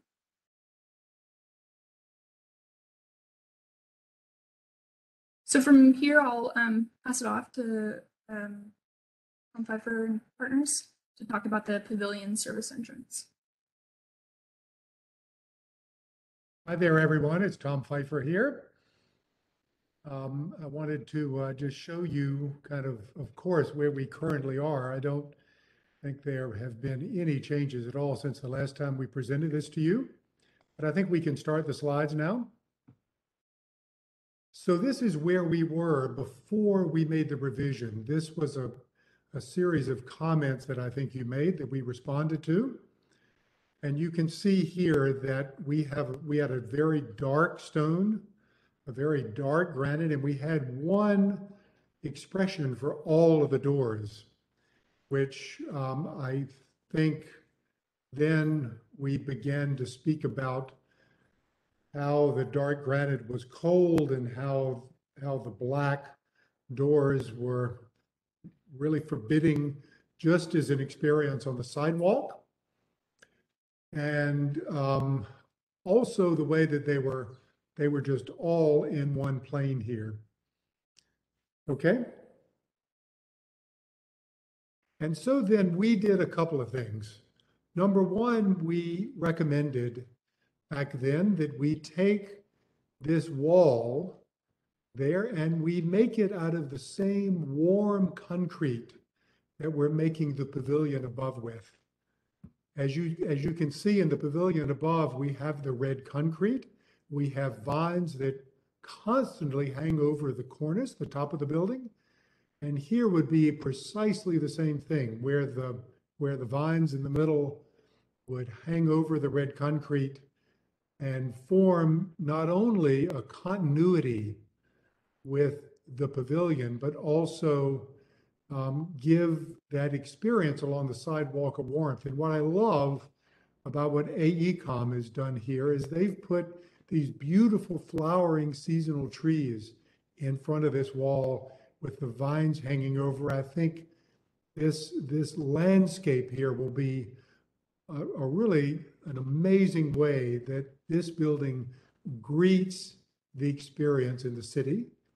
And then rather than having one big door, then we have made 2 smaller doors. The one to the left is the small one that goes to the restaurant, and the one to the right is the one that opens up into the maintenance facility. They're detailed precisely the way the one in the pavilion are detailed and precisely the same color.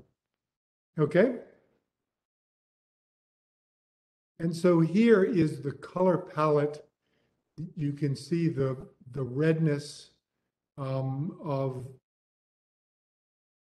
the concrete and the door. And then those little images there to the right are our proposal for the handrail. And we've worked to make the handrail as elegant and as transparent as possible.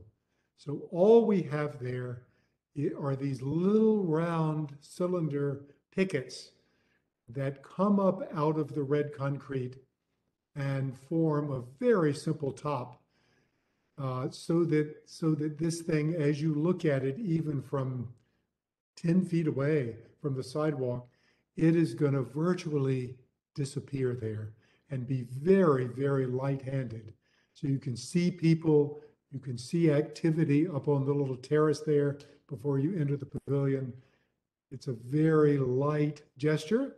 We also tried to keep the wall as low as we could so that the scale of the sidewalk responds to the scale of this wall as being pedestrian friendly. So you can see the doors here. You can see these round elements here that are repeated from the 45 or 50 or so that we have up on the pavilion itself. I think that's it. Thank you. Thank you. That was really a lot and very comprehensive, and thanks for the time. Boy, it's tough. There's a lot to see here. I think we're going to go do what I think is our best to do, which is to go back to the first part of the presentation, which was interior drainage. If somebody could just be on tap here for response. I'm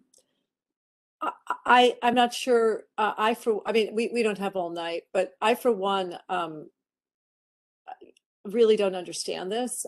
So I'm not sure if we get another crack at it. I guess this is addressed to Nick and Gwen, but I've gotten quite a few texts to that, with that request.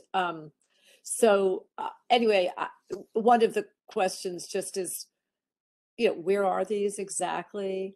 How big are they? How do they relate to the existing structures that are there? We saw 7 green circles on a plan, but there was noting of 3 new structures.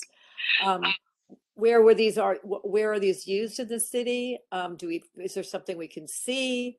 I don't know. That's just a few of the questions that I've been, seeing here. Hi, Alice. This is Gwen. Can you hear me? Yes. Hi, Gwen. Welcome. Thanks. Hi. Thank you. I would suggest that we go back to that section and maybe we could walk through things a little bit more so that you can better understand the locations and what the appearance of these new pieces of equipment would look like. I think that the news here is quite good, that we were able to gravitate from the interceptor gate approach, which DEP has adopted on the ESCR and the BMCR projects, but we were through a very extended period of discussions with DEP and a lot of additional modeling, come to the conclusion that this near surface isolation methodology would provide virtually the same level of drainage protection and isolation as the interceptor gates would, without the extent of the construction and the intervention, and certainly without the control houses, the surface control houses, which I know were a great concern to everyone. So if these Yeah, we were delighted with that, of course, when nobody, the 70-foot long, 11-foot Right. buildings. Yeah, definitely an improvement. Yes. And that's great. It's just that this, we're not, I don't, if there's just no sense of scale to this, where they're located and when they're slightly elevated, how much so. And just to understand better, no one could, I can't imagine on this call could possibly question how they work, and if they work. We're trusting that you all have got that right, but I think people would like to better understand, at least I would, where they are and their scale and size, in the plan, overall Yeah, plan. well, let's see, between Rachel and Helder, maybe you can provide just a little better context in terms of the locations, the specific locations, and the size and the appearance, because you virtually will not be able to see anything at the street level that would be noticeably different. So Rachel, can you help a little bit?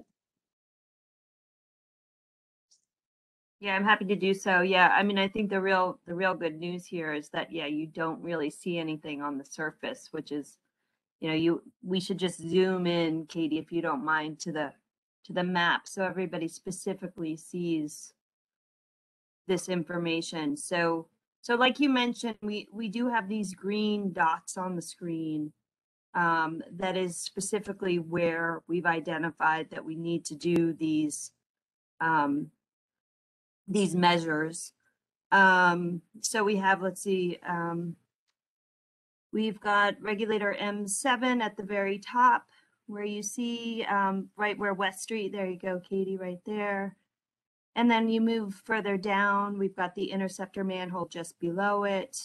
And then further down, we just follow that whole. Just identify, see if you can identify the cross streets as you go down, so that people have a better sense of, Can somebody just describe what it is that are at these places? Is this a manhole cover or a 25-foot grate, or what exactly? Thank you, Alice. That was what Right. Yeah. I don't want to insist that we are provided with that. Yeah.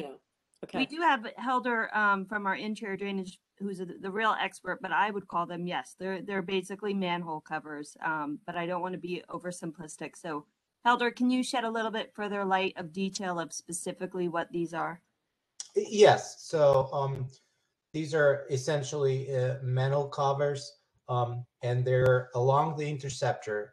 When those that are labeled interceptor manhole, the three ones that are labeled interceptor manhole there in this figure are existing 27 to 30 somewhat inch standard DEP existing manhole covers that sit on top of a chimney that ultimately connects to the interceptor down below. And the scope of the intervention is to just replace the cover with a cover that is lockable and can resist the upward pressure of the surge that will be inside the interceptor. So at the end, the street is just going to look the same as it looks now, and that's what it is for the regulator structures, like we showed in one of the other slides that had the nice graphic, the picture. Yes. So on these are existing chambers. And the size of that chamber. This is all subgrade. Right. This is all subgrade and it's existing. And the size of that chamber where the regulator gate sits, I would say that it's at most 15 feet long by 10 feet wide. So, but the scope of the intervention at these chambers is to install a regulator gate, which in some cases is already existing. We're just replacing it in kind, in a way.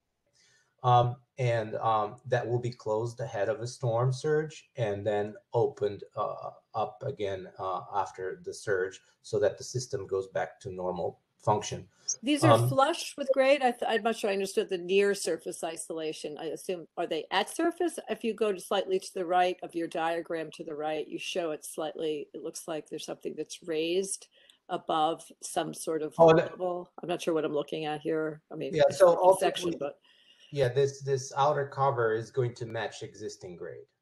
So there's nothing will be protruding from the ground, or there's no significant regrading involved with this approach. Well, I don't want to hold you up, so I'm going to, just ask that you provide us with whatever additional details you have that will show an actual map of these in plan, to see the actual, scale of this, if you don't mind providing to the community board, that would be great. And whatever additional drawings might be helpful, just to fully understand where they are, the size of them, and that would be great. Okay, I'm going to call on Laura Starr. Hi, thank you. So my question is, so this is dealing with like storm surge and backflow prevention, right? Of the sanitary or the combined sewer system. Is that correct? That's the point of this? No, essentially this is just precluding the surge that will enter the interceptor in the unprotected adjacent areas that do not have yet a coastal resilience project. So at the street level, in those unprotected adjacent areas, the coastal flooding waters will be able to enter the system and surge. Right. So this is about the coastal waters, but what happens when there's a cloud burst or a heavy rain? Like what happens when this barrier system that the landscape architects have been showing is up, right? And then there's a big rain. Like what happens to the water, the bathtub effect of the storm water behind this system? It leads to residual flooding induced by that concurrent runoff. However, through modeling, it has been determined that that street flooding does not exceed an average depth of a foot for each individual pooling area. So therefore, is not mappable in the final firm map or letter of map revision that goes with the project. Well, how can you show us, like in like an storm like Ida, and with this barrier system up, what that would look like? And how will the water eventually drain? And how will that impact people being able to move? Like, let's say there's a hurricane, let's say there's the storm surge and an Ida, right? Then, like, what's going to happen? How do people move? What is life like? Well, there's Heller, let me. Yes. It's Go ahead. Antoine Abidargan from AECOM. So the design criteria couples a storm surge with actually a certain level of rain. And through the modeling that was done, a lot of the rain that actually falls while the barriers are up collects in the low-lying areas in front of the entrance to the Brooklyn Battery. So you almost have, in this situation, you almost have like an existing storage tank that really holds that water until it gets pumped out. So you end up with very residual flooding on the streets because of the nature of the grades, and then you have a place where water can collect. So that's really what happens in case of a storm coupled with a rain. I see. And then how does it eventually, then when the storm eventually when the flood recedes, you reopen the gates everything and it drains. And then exactly. Oh, okay. And what is the design storm? Is it like a Ida type of, like a cloudburst major storm, or what are we talking about? No, it would not be an Ida. I think the design criteria, Helder, help me jump back in, please. Is it a 2-year rain with a 100-year storm? It's a 5-year rain 5-year. with a 100-year surge concurrent. Yes. The probability of having an Ida coupled with a flood, 100-year storm surge is extremely unlikely, and that's really what you it's a probabilistic. Right. But the thing is, right. It could, it's okay. I mean, I guess I'm just wondering if the gates are closed for whatever reason and there was an Ida, I mean, I know that the people think of Ida as a fluke, but you know, if you talk to Klaus Jacob and some of these other people on the city's resilience, you know, think tank team, they talk about how these events that are like 1 in 100 now are going to become like, you know, 1 in 5 or whatever. They're going to be more frequent and more more extreme. So I just want to make sure if we're spending all this money, that Right. it's really, you know, that we're not just going to put the community in some kind of incapacitated disaster in heavy rains, because those may occur more than the storm surge. Right. So in those situations, I mean, you're actively closing these gates and putting them up. So unless there's this storm surge coming, you would not be raising any gates or closing any of these interventions that we're describing here. So the system would still flow the way it is. You would only activate these, manually deploy them, and lock these manhole covers and pressure proof and put the gates down inside these regulators and flip up the gates only when there's a storm surge warning and a storm coming. Okay. And the operators of that system is DEP, or it's the Battery Park City Authority, or who's operating all of this? I think it's still in discussion. Gwen, is that fair to say? We've been having a lot of discussions with DEP about how the allocation of operating and maintenance should be handled, and I expect that we'll have a clearer answer to that in the next month or so. So will you have that answer before you start construction? We'll know that. Yep. Okay, thank you. Okay, thanks all. Sure. We have 2 more large areas to cover. So Justine, a quick one on the. Yep. I have some. So talking about this, this right here, right now. So where is this? This is in the street, on the sidewalk, or a combination of both with the manhole covers? Yes,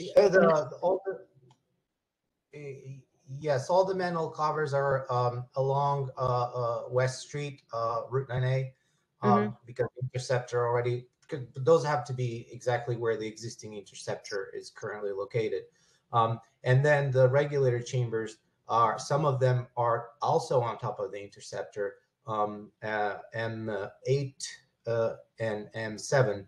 M9 is slightly to the west, and it's on the promenade, so the bikeway. The But sanitary emergency overflow one is on the bikeway, right? No, the regulator M9. M9. And the sanitary emergency overflow is on the sidewalk on West Thames. On West Thames, right by the kids, by the playground, right? Correct. And that's underground now, or that's kind of gross. Sanitary emergency overflow would be sewage.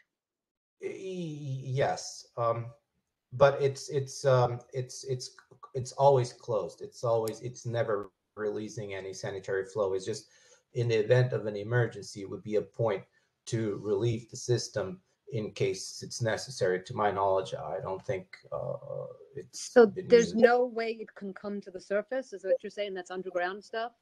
Yeah, this is all existing underground. They have covers at street level. Well, yeah, but like, with surge, I guess, Gwen, I'm going to ask you, you know where that is, and you know what I'm talking about, that there's the kids' playground there. It's Yeah, Antoine, maybe you can. Yeah, that's what we actually are doing. We're closing it so nothing will come out from the underground up into it. So that's the whole purpose. That's the goal, is really to lock in the waters outside of that are from the outside of the area, to just lock them in and prevent them from and keep them to go someplace else. Exactly. Okay. Exactly. And then I'll be quick because this goes to kind of what you talked about before and what you're going to talk about. One thing that we really would like, and it was really amazing, was for the North neighborhood and the West. You all did a walkthrough where you had like the poles to show the height, and you went through and really pointed out everything along the way and gave us a real visual understanding of what was going on. Would that be possible? We're asking you to do it for the South project. We're already planning that, Justine. Excellent. Actually are hoping to target sometime during Earth Week. Okay.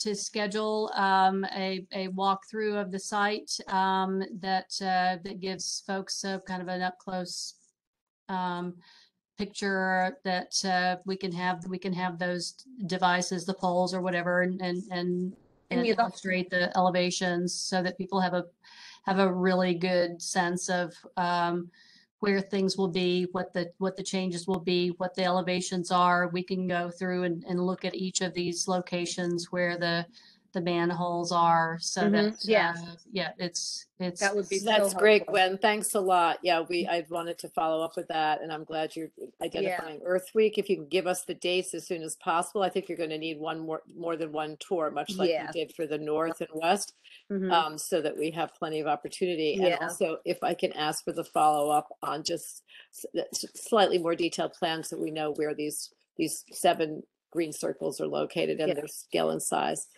All right, I think we're moving on to construction staging next. Okay.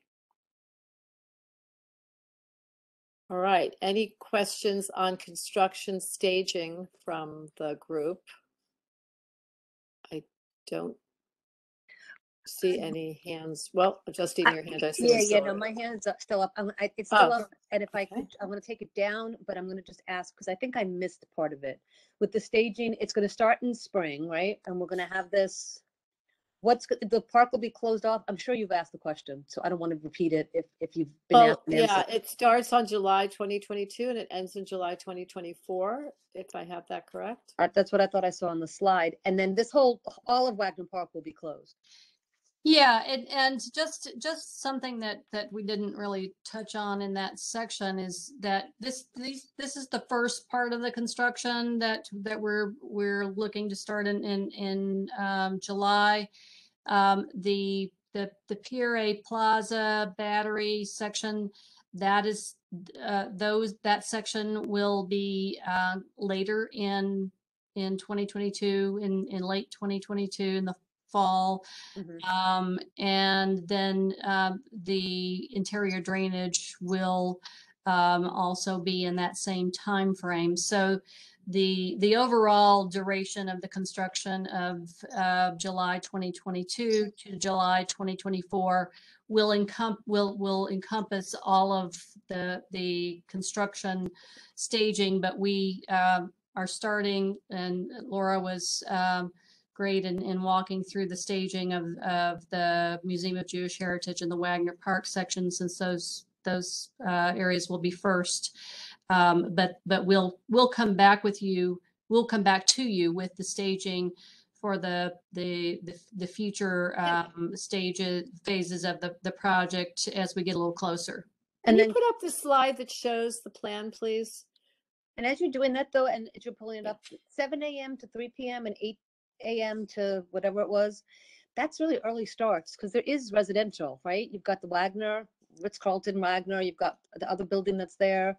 Plus, when you get by the battery, I don't know the names of the buildings, but there are residential buildings that are there. That's early to be doing construction work, right? Can we push it back? Did anybody ask that question? Yeah, I think those are pretty standard construction hours. Laura, we'll have to discuss whether there's any real flexibility there, or whether that gets us into a problem with productivity. Those are standard straight time hours for the trades. You know, when we work in residential neighborhoods, we do our best to be as sensitive as we can. But those are going to be the hours for the project. It's going to be tough. You're going to be getting a lot of complaints. I think we'll have to talk about it in my committee a little bit. I hear you. We can. We can talk about it. I'm not going to waste the time now, because you're talking about the design, but we should also talk about funding for all this. To Laura's point, I think that, you know, there's usually an attempt to try to if possible, push back the really noisy work to a little bit later start, right, Laura? Absolutely. Absolutely. Sure. I mean, you are talking about 2 years too, so it's going to be a lot of disruption to the people that are there. But Yeah, again, I'd like to ask if we could have more detail on this, like how long the Museum of Jewish Heritage is entrance will be compromised and how long is that for? What is the proposed? Their entrance is not compromised. The entrance to the museum will be as it is today. So I thought you had mentioned they would have to close during sidewalk work. Maybe I misunderstood the Battery Place work. That's not You accurate. can go down, if someone can click the slide down to where it shows the main entrance, I'd appreciate that. That one, yeah. So this is what it'll look like, for the duration. Okay, so it will never close. They don't have to close. No. Okay.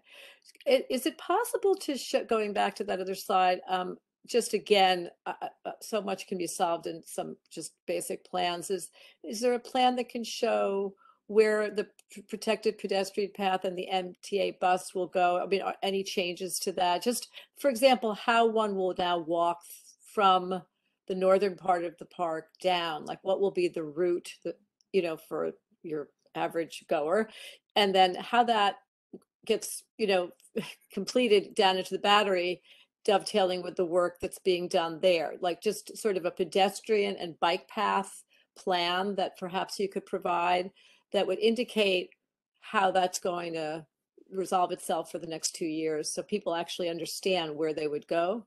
Hey, Alice, I think we could do that. That would be great sooner than later. Thank you very much, Gwen. I appreciate it. I think it'd be helpful. And I know that'll probably be taken up, as Justine said, in the Battery Park City Committee with more detail. That's Justine Kucha, chair of that committee. Anything else on construction staging? I see Wendy. Hi, everyone. Thank you so much. I was wondering, are there any plans to, I was just there again, and I actually told tourists that were there, take a lot of pictures because this is all going away. And they looked a little shocked as a stranger telling them that. I keep thinking that this beautiful place is our Penn Station of sorts, and I've gotten comfortable with it has to be done.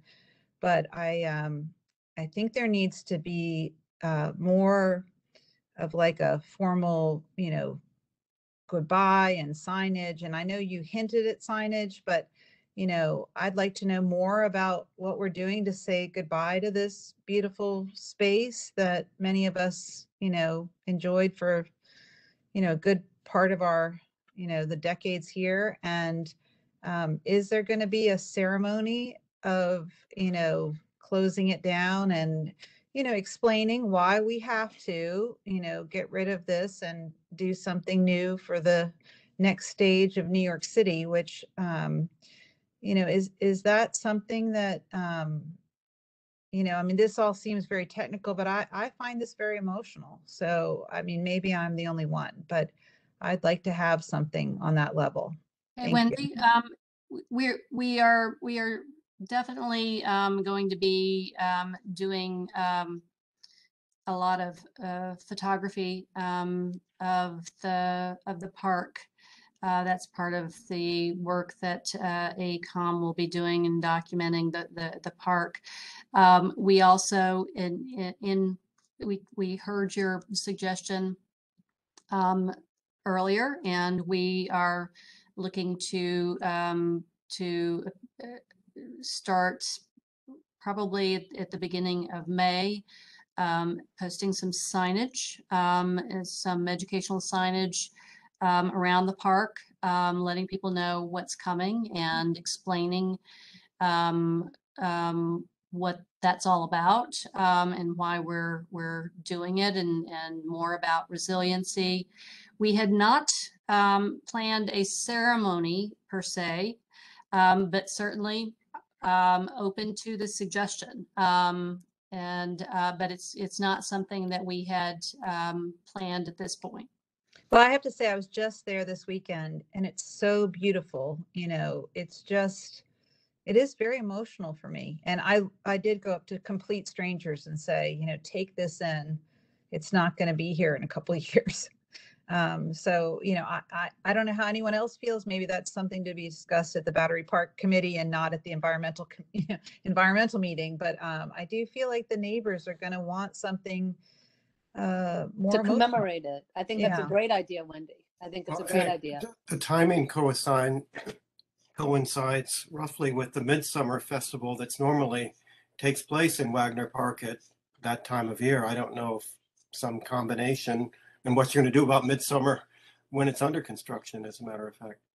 Well, it won't be Yeah. under construction for the Midsummer Festival. Not this year, but next year. Right. Yes, for this year. But it's a good thought. It's a good idea. And Nick, are you still on?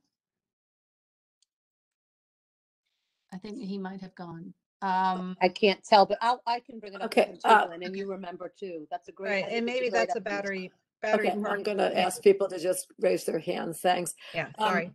Yeah, no, that's a really great point, Wendy. I certainly feel like you do. I go every day, and it's to me, it's a tragedy. I have to say, I'll go on record, and I have one on record. But and in any case, I'm glad that you're entertaining ways to make it a little less tragic. Hey, Alice, I'm yeah. sorry. This is Nick Spordo, and I was Yeah. in a vehicle, and my service went in, and I apologize. What was the question? I saw Gwen was asking something of me. Yeah, there was a suggestion that there might be a way to avail ourselves of the Midsummer Festival to have something that would be akin to a goodbye ceremony for Wagner Park. And I said, you know, I thought that was a good suggestion, an interesting suggestion, so that is something that we should talk about and then follow up on. And I was asking you if that's something that you could maybe take the lead on. Yeah, for sure. I can follow up with Craig and the team. For those who are unaware on the call, Midsummer Festival is an annual celebration during Wagner Park with the Swedish consulate to celebrate the day of the year. And it'll be one of the events that happens in Wagner Park this summer before construction begins. So sure, yes, we can circle back with the consulate and the team here, and it seems like might be a really nice touch point to do that. So for sure, I'll follow up, and Justine will be back to you and Alice accordingly. Thank you. Thanks a lot. So I think we have two more questions. Let's not forget that we also really want to look at the design update. So much to cover in one evening, but that's what's before us. So Betty Kay. Excuse me, thank you. I was going to ask about, everyone's talking about the sidewalk, which I appreciate the importance of, but I'm talking about the promenade. And it looks like on the picture, a portion of it is not going to be part of the construction site, but is blocked from access from the north or the south. Is that true? So the promenade will kind of cut off at South Cove? The Esplanade? Yes. Yes. Laura, maybe you can talk about the location where the Esplanade will not be accessible south of the point of the construction perimeter there on the north. Yeah, so that area, you know, just very uncomfortable with having, you know, people behind there, you know, just concerned as a safety issue. But this also, we need a place to, you know, stage the contractor while the work is being done. So this area will be used for staging of the project.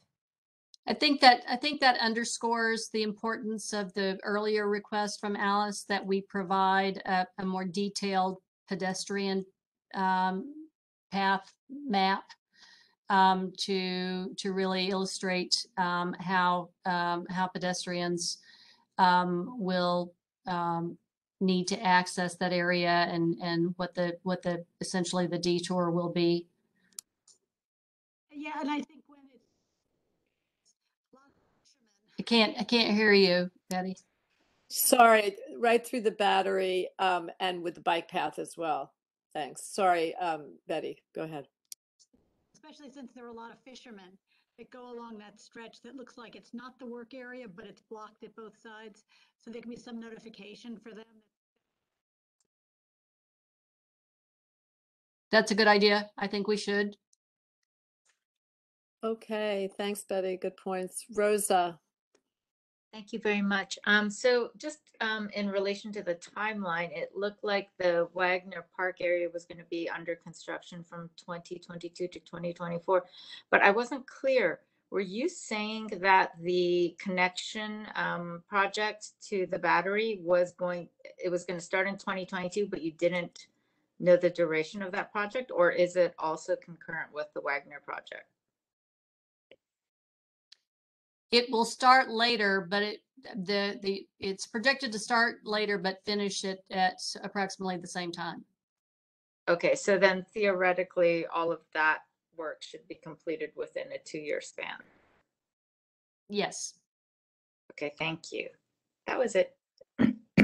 Okay, thanks. Alice. So I think we're going to move on now to the PDC design update questions, if that's good. Okay, so this is the last part of the presentation, and do we have any questions on these items? Okay, well, I see 2 hands. Bob Steck. I just wanted to just learn about what seems to me to be an important principle, and that is the principle of protection against sea level rise, which seems to be directly along the Hudson, and then the protection for storm surge, and they seem to be separate. And there's conditions under which there's flooding in between the two. Is that true? Is that generally true in just the design along the perimeter of the Hudson? Antoine, if you're on, I'm going to ask you to answer that, because the existing elevations at different points along the project area are different, and so when we're talking about the sea level rise concerns, those are most pronounced in existing low-lying areas such as Pire Plaza. But Antoine, maybe you can take that. Yeah, yes, Gwen. No, basically the protection along the Hudson is really designed for the future sea level rise. So it's all along that path. I'm not sure if maybe the confusion was due to what you heard about the Pier A Plaza, the lower plaza and the higher plaza. The lower plaza will, with sea level rise, could get inundated with time. But the upper plaza is where the protection is, where the alignment is. I'm not sure if that's the question that you're asking. I think that's what I wanted to do is find out if that was the working principle. So it seems to be that we're going to be raising the height along the waterfront edge, and we're going to be adding a seam of flood protection for storm surge. So there's going to be two things going on here. So we're raising the upper level and adding the flood protection on top of it to minimize the impact on the height of the gates. So you really kind of, the area to the west of that is really could potentially in the flood, in the storm surge, could be inundated. Meaning, I don't know. The esplanade along Wagner Park and where the museum is significantly higher than the Pire Plaza is. So that there is less concern about a regular tidal inundation along the esplanade in the Wagner Park area than there is at Pire Plaza. That's why I was saying that the existing levels of the existing elevations really do inform kind of what the overall strategy is for the storm surge protection and sea level rise protection. So there was another when you look at the Battery Park section, then that there's some reason that we're going to raise the height of the waterfront protection for sea level rise. Right. And it appears as though in the Wagner Park section, we're not going to raise it because it's sufficient And then when we go around to the Battery Park City section, then is that going to be up? That's going to have two sections. That's going to have a section next to the Hudson and the section that protects against storm surge farther in. Is that Not that's the necessarily. working principle everywhere? Not necessarily. What the work that AECOM has done is really been focused on doing the coastal modeling, understanding the nature of the risks from storm surge. And in some places where the existing elevation is particularly low, like in the Pierre Plaza, but also along the Battery Wharf for EDC's project there. The determination has been made that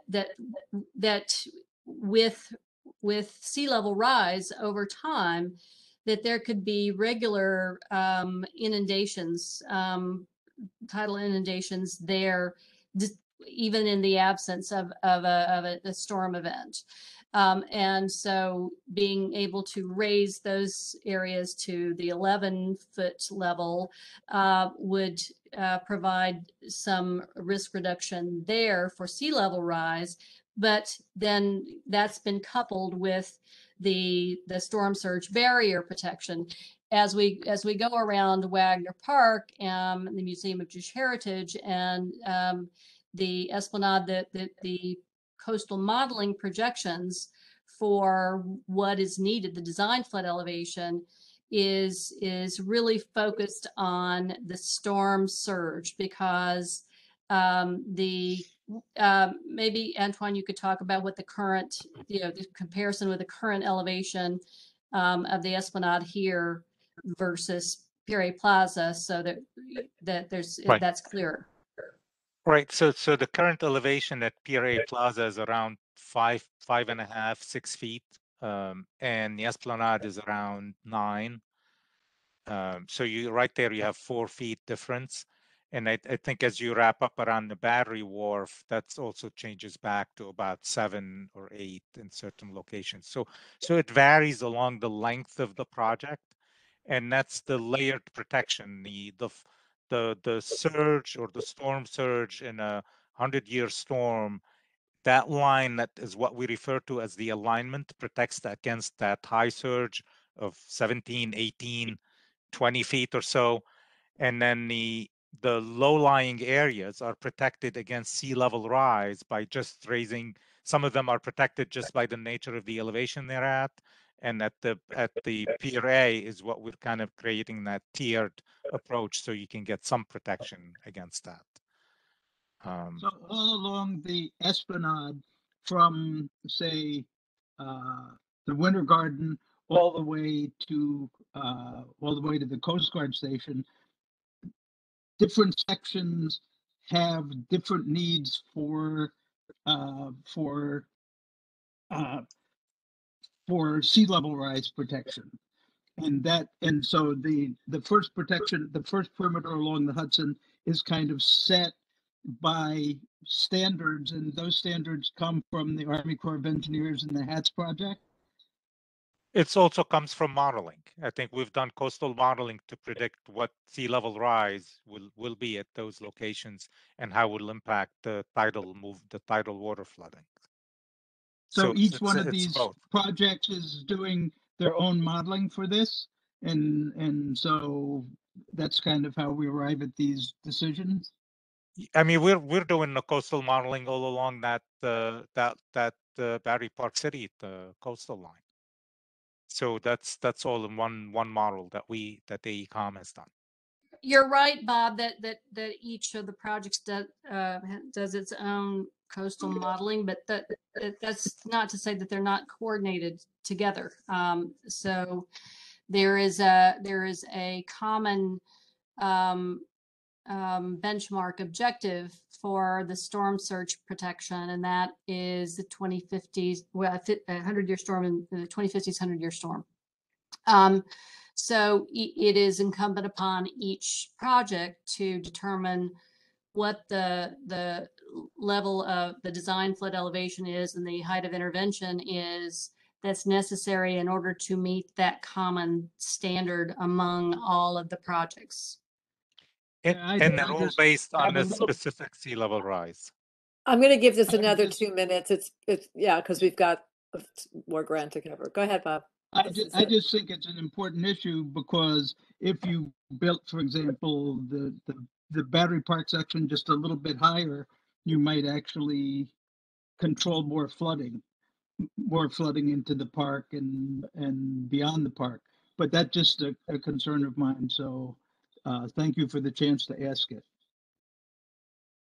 Yeah, no, it's a point that has been raised so many times for years that it just isn't crystal clear to anyone as to the sort of discrepancy between the different agencies and the different approaches. So I appreciate hearing it again and you asking, Bob. Thanks. Okay, Laura. Okay, very briefly, back to the earlier question. I am hoping we could see the stormwater modeling and the evacuation routes. If you could present them at the next meeting, I think that would be great. Just so that, wait, is Wari speaking? I can not. Okay, anyway, I think that would be great to see. I have a couple of comments about the design.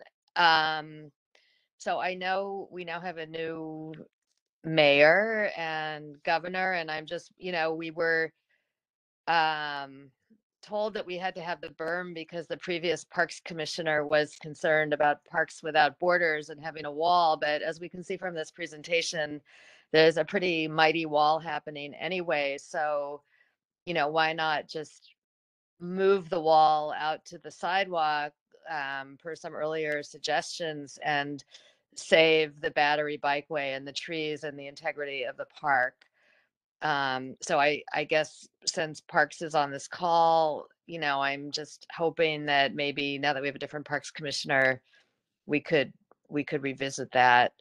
That's one comment. And then the other comment is I just want to register again that I really disagree with the entry system to the restaurant pavilion. And I think it's a shame that, you have to enter from the two wings and you can't enter right under the building. Those are my comments. Thanks, Laura. Can somebody answer the first, which is a question, which is can the battery berm be revisited as a condition? I certainly can't speak for the new Parks Commissioner. Don't know whether there's anyone from Parks on the line that would be interested in responding. But we have no indication that there's been a change of policy with respect to the park and the entrance to the park. And at this point, we are at a point in design that it would be really questionably prudent for us to try to go back and redo that. Again, it would certainly be very costly. It would take an enormous amount of time. And we don't have, again, any indication that there is a change in any policy that would encourage or foster a different approach than the one that we've taken.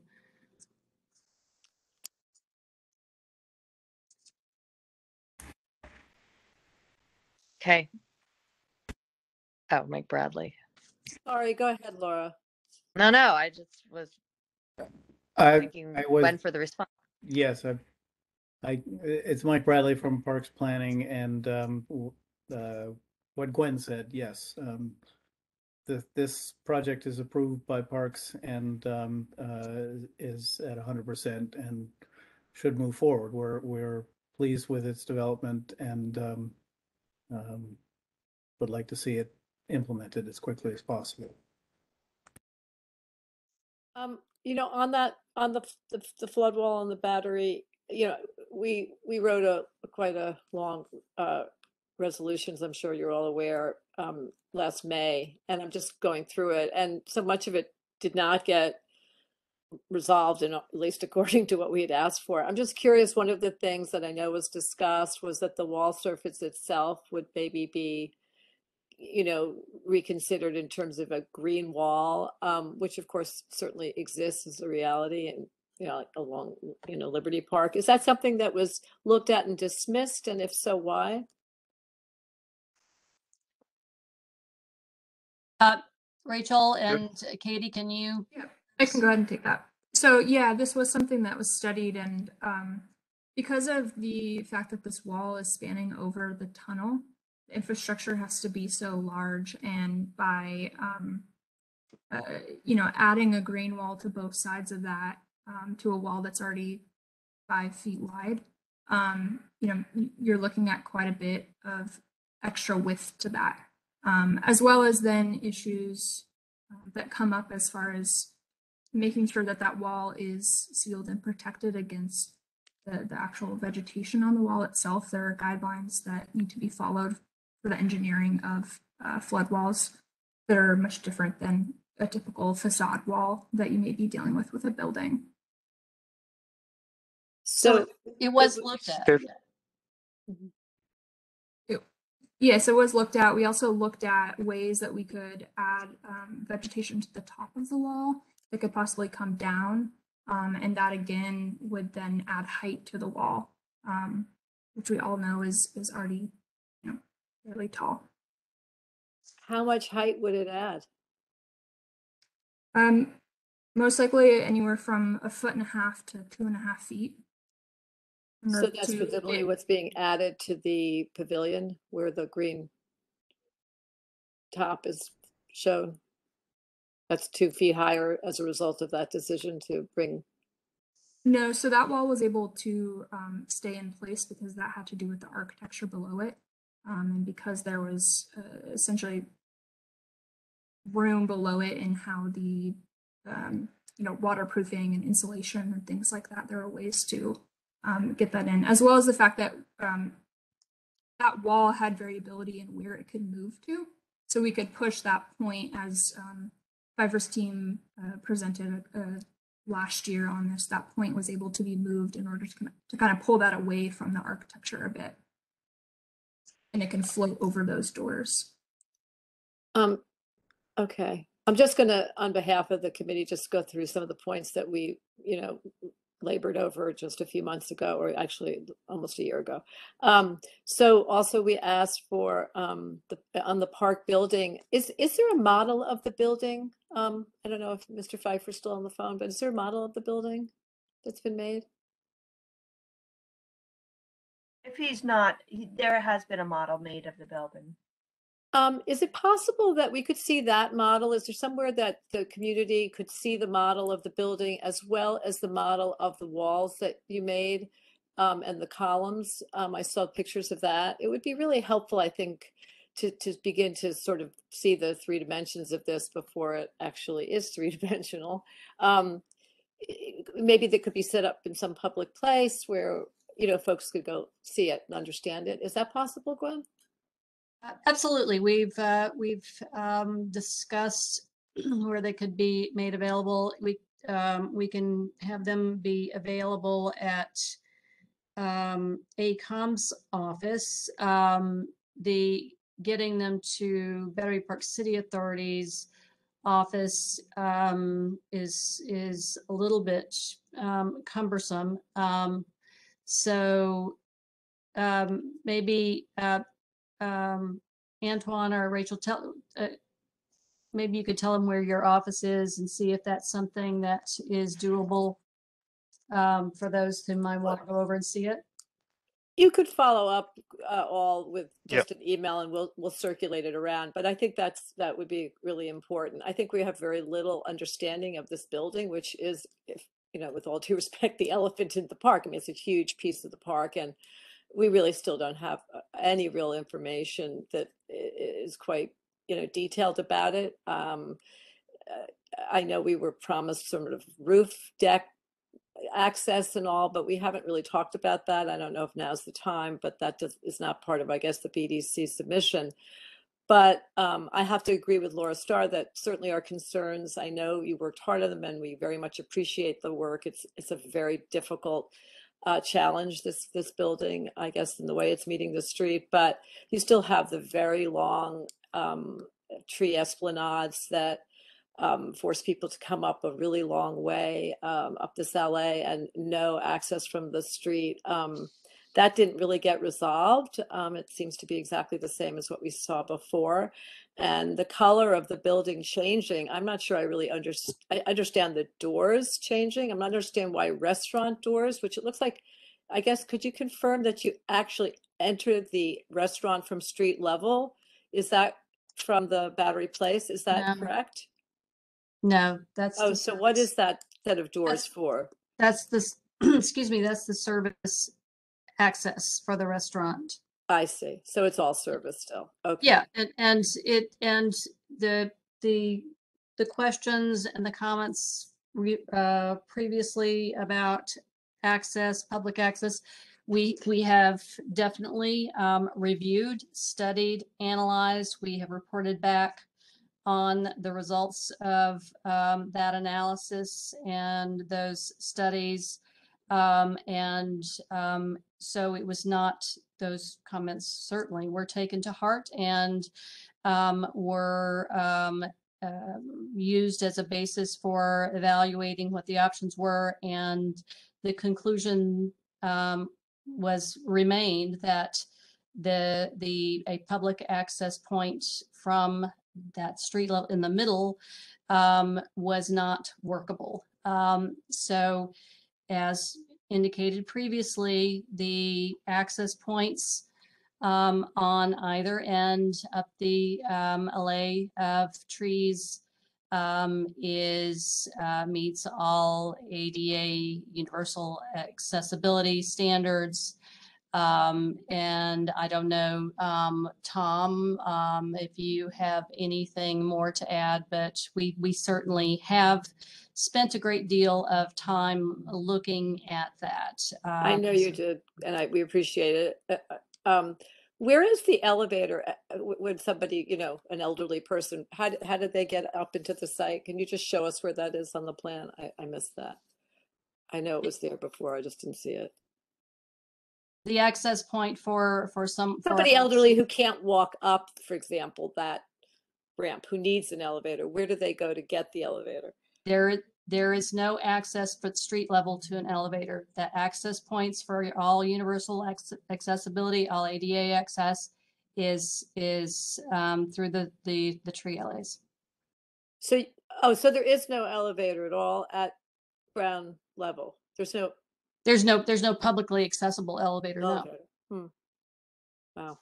And are the ramps still approximately 150 feet long? Or I see something was shortened, but it looks like it's the same. Or were they shortened in some way? Rachel, do you have that information, or Katie? No, they have not been shortened since the last time we saw you. Yeah. All right.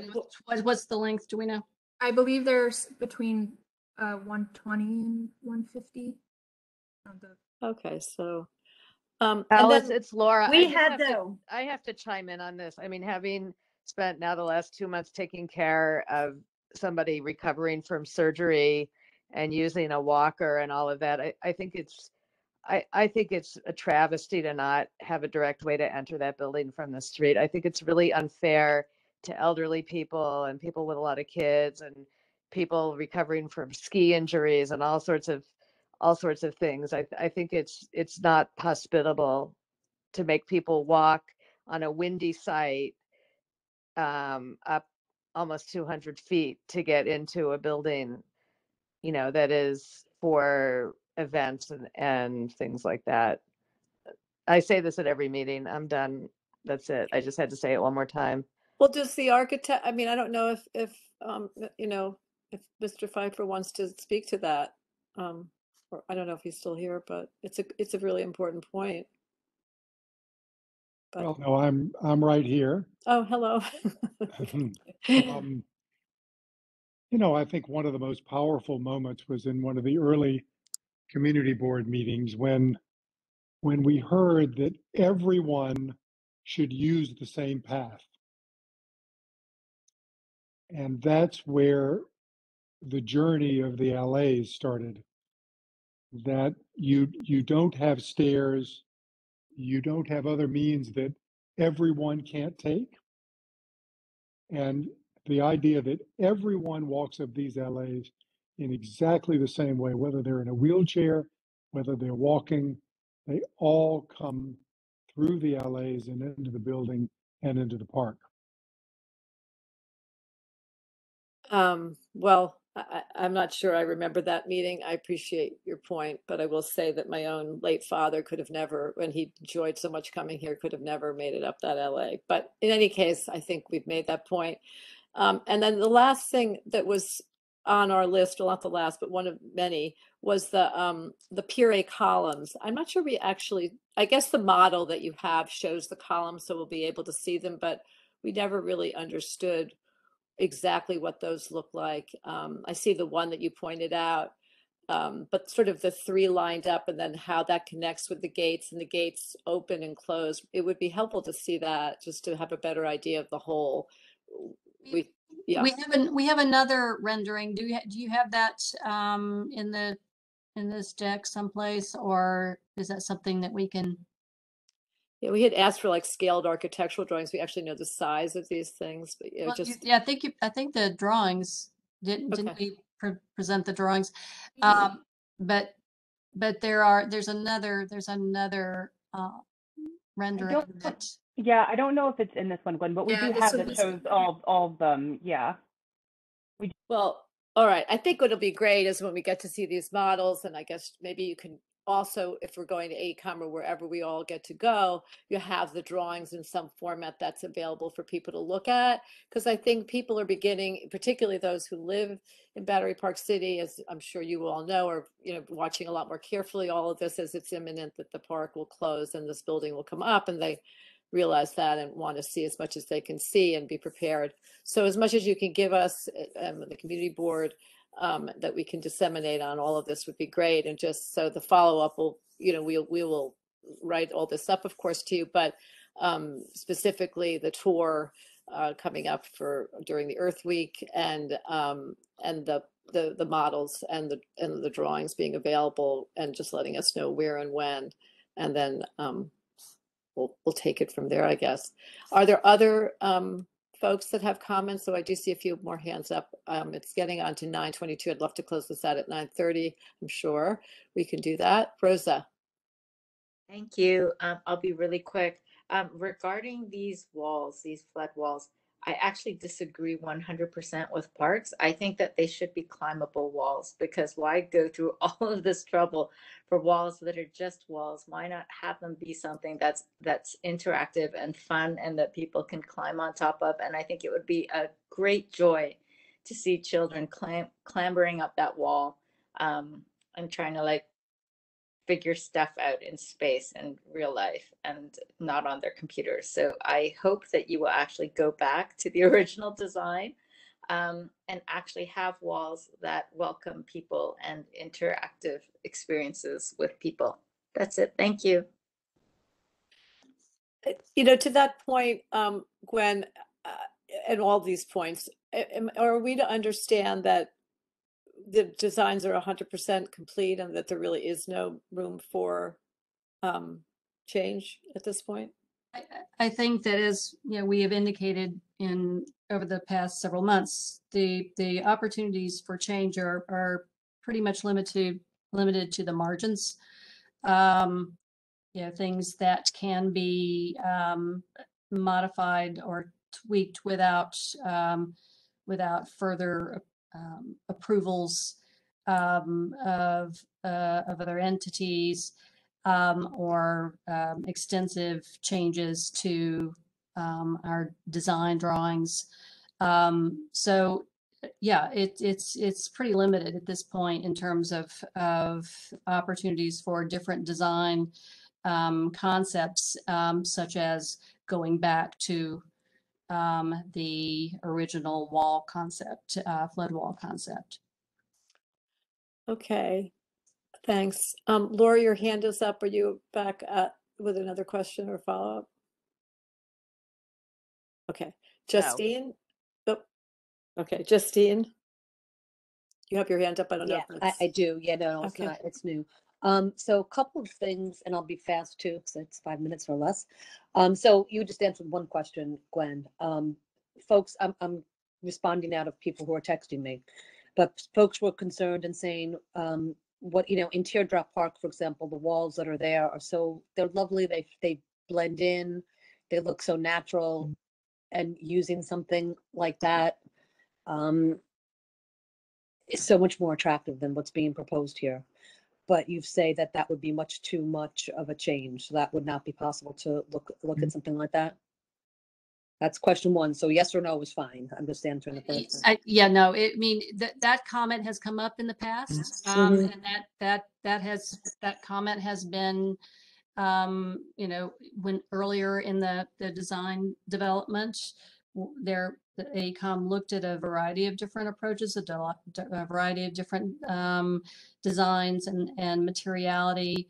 Worked very closely with Parks and with the Battery Conservancy and with PDC, and yeah, we don't have really the flexibility to go back and look at that again. Change it, yeah. And they were looked at and discarded for reasons that you don't have to explain right now, but they were looked at and discarded as not workable.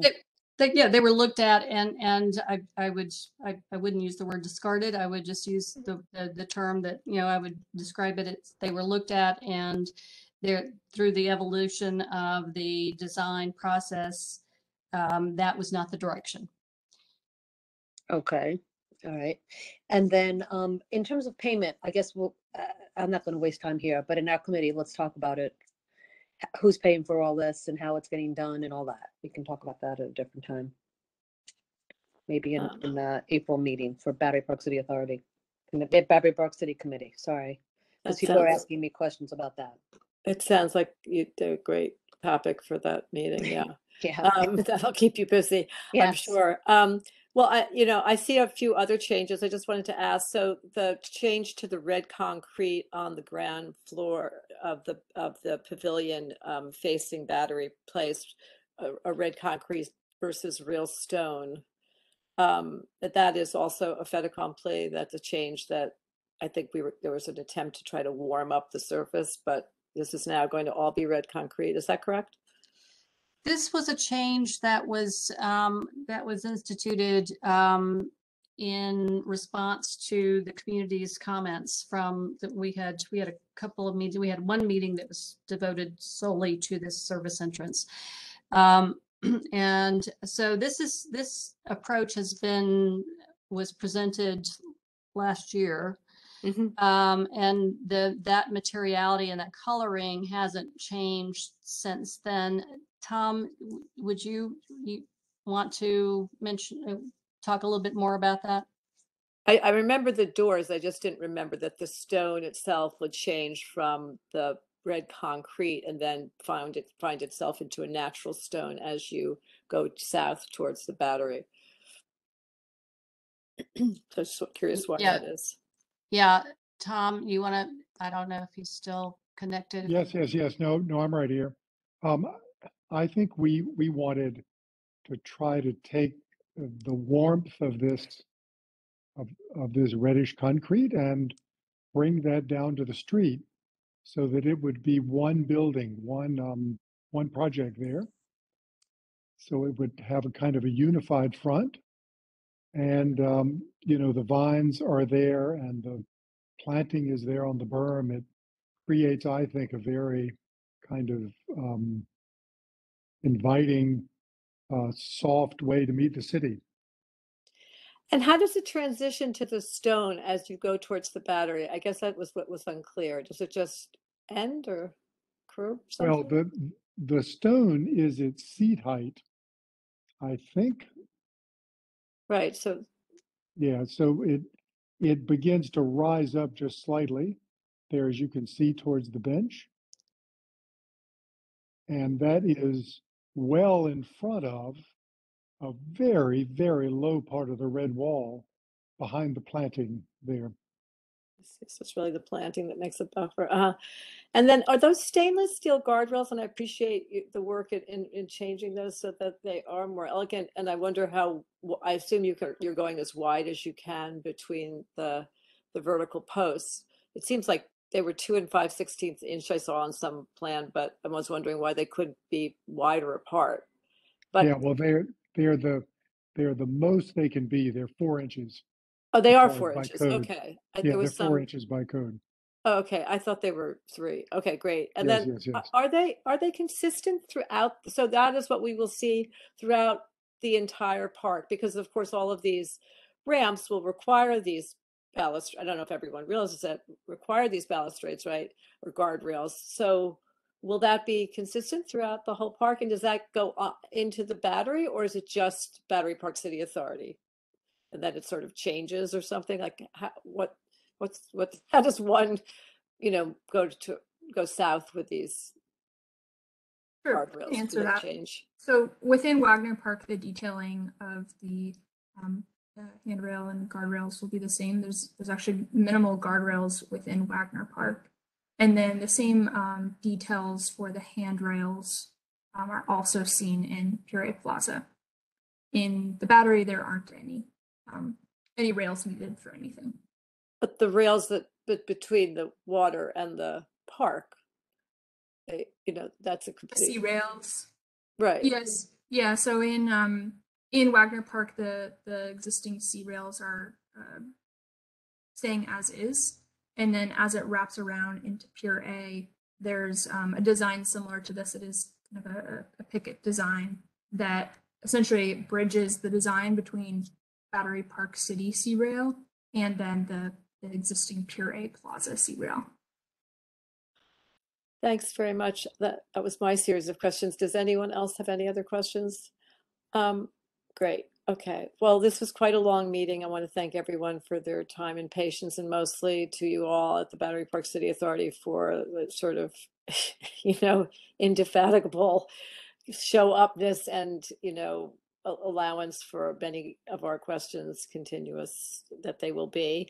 And we look forward to, seeing what is to come of this, of course. And we want to just thank you for your time and all the hard work by all the team. It's a tremendous amount of work, and we recognize that. And we will follow up, as I said, with the things that we've asked for, and we look forward to being able to have more information and the tour and the models and all that wonderful stuff. So I don't think I have anything else to say except good night and thank you, everyone, very, very, very much. Really appreciate it. Alice. Thanks all. Thank you. Good night, all. Thank you. Thanks, Alice. Thanks, Good night. Alice. Everybody.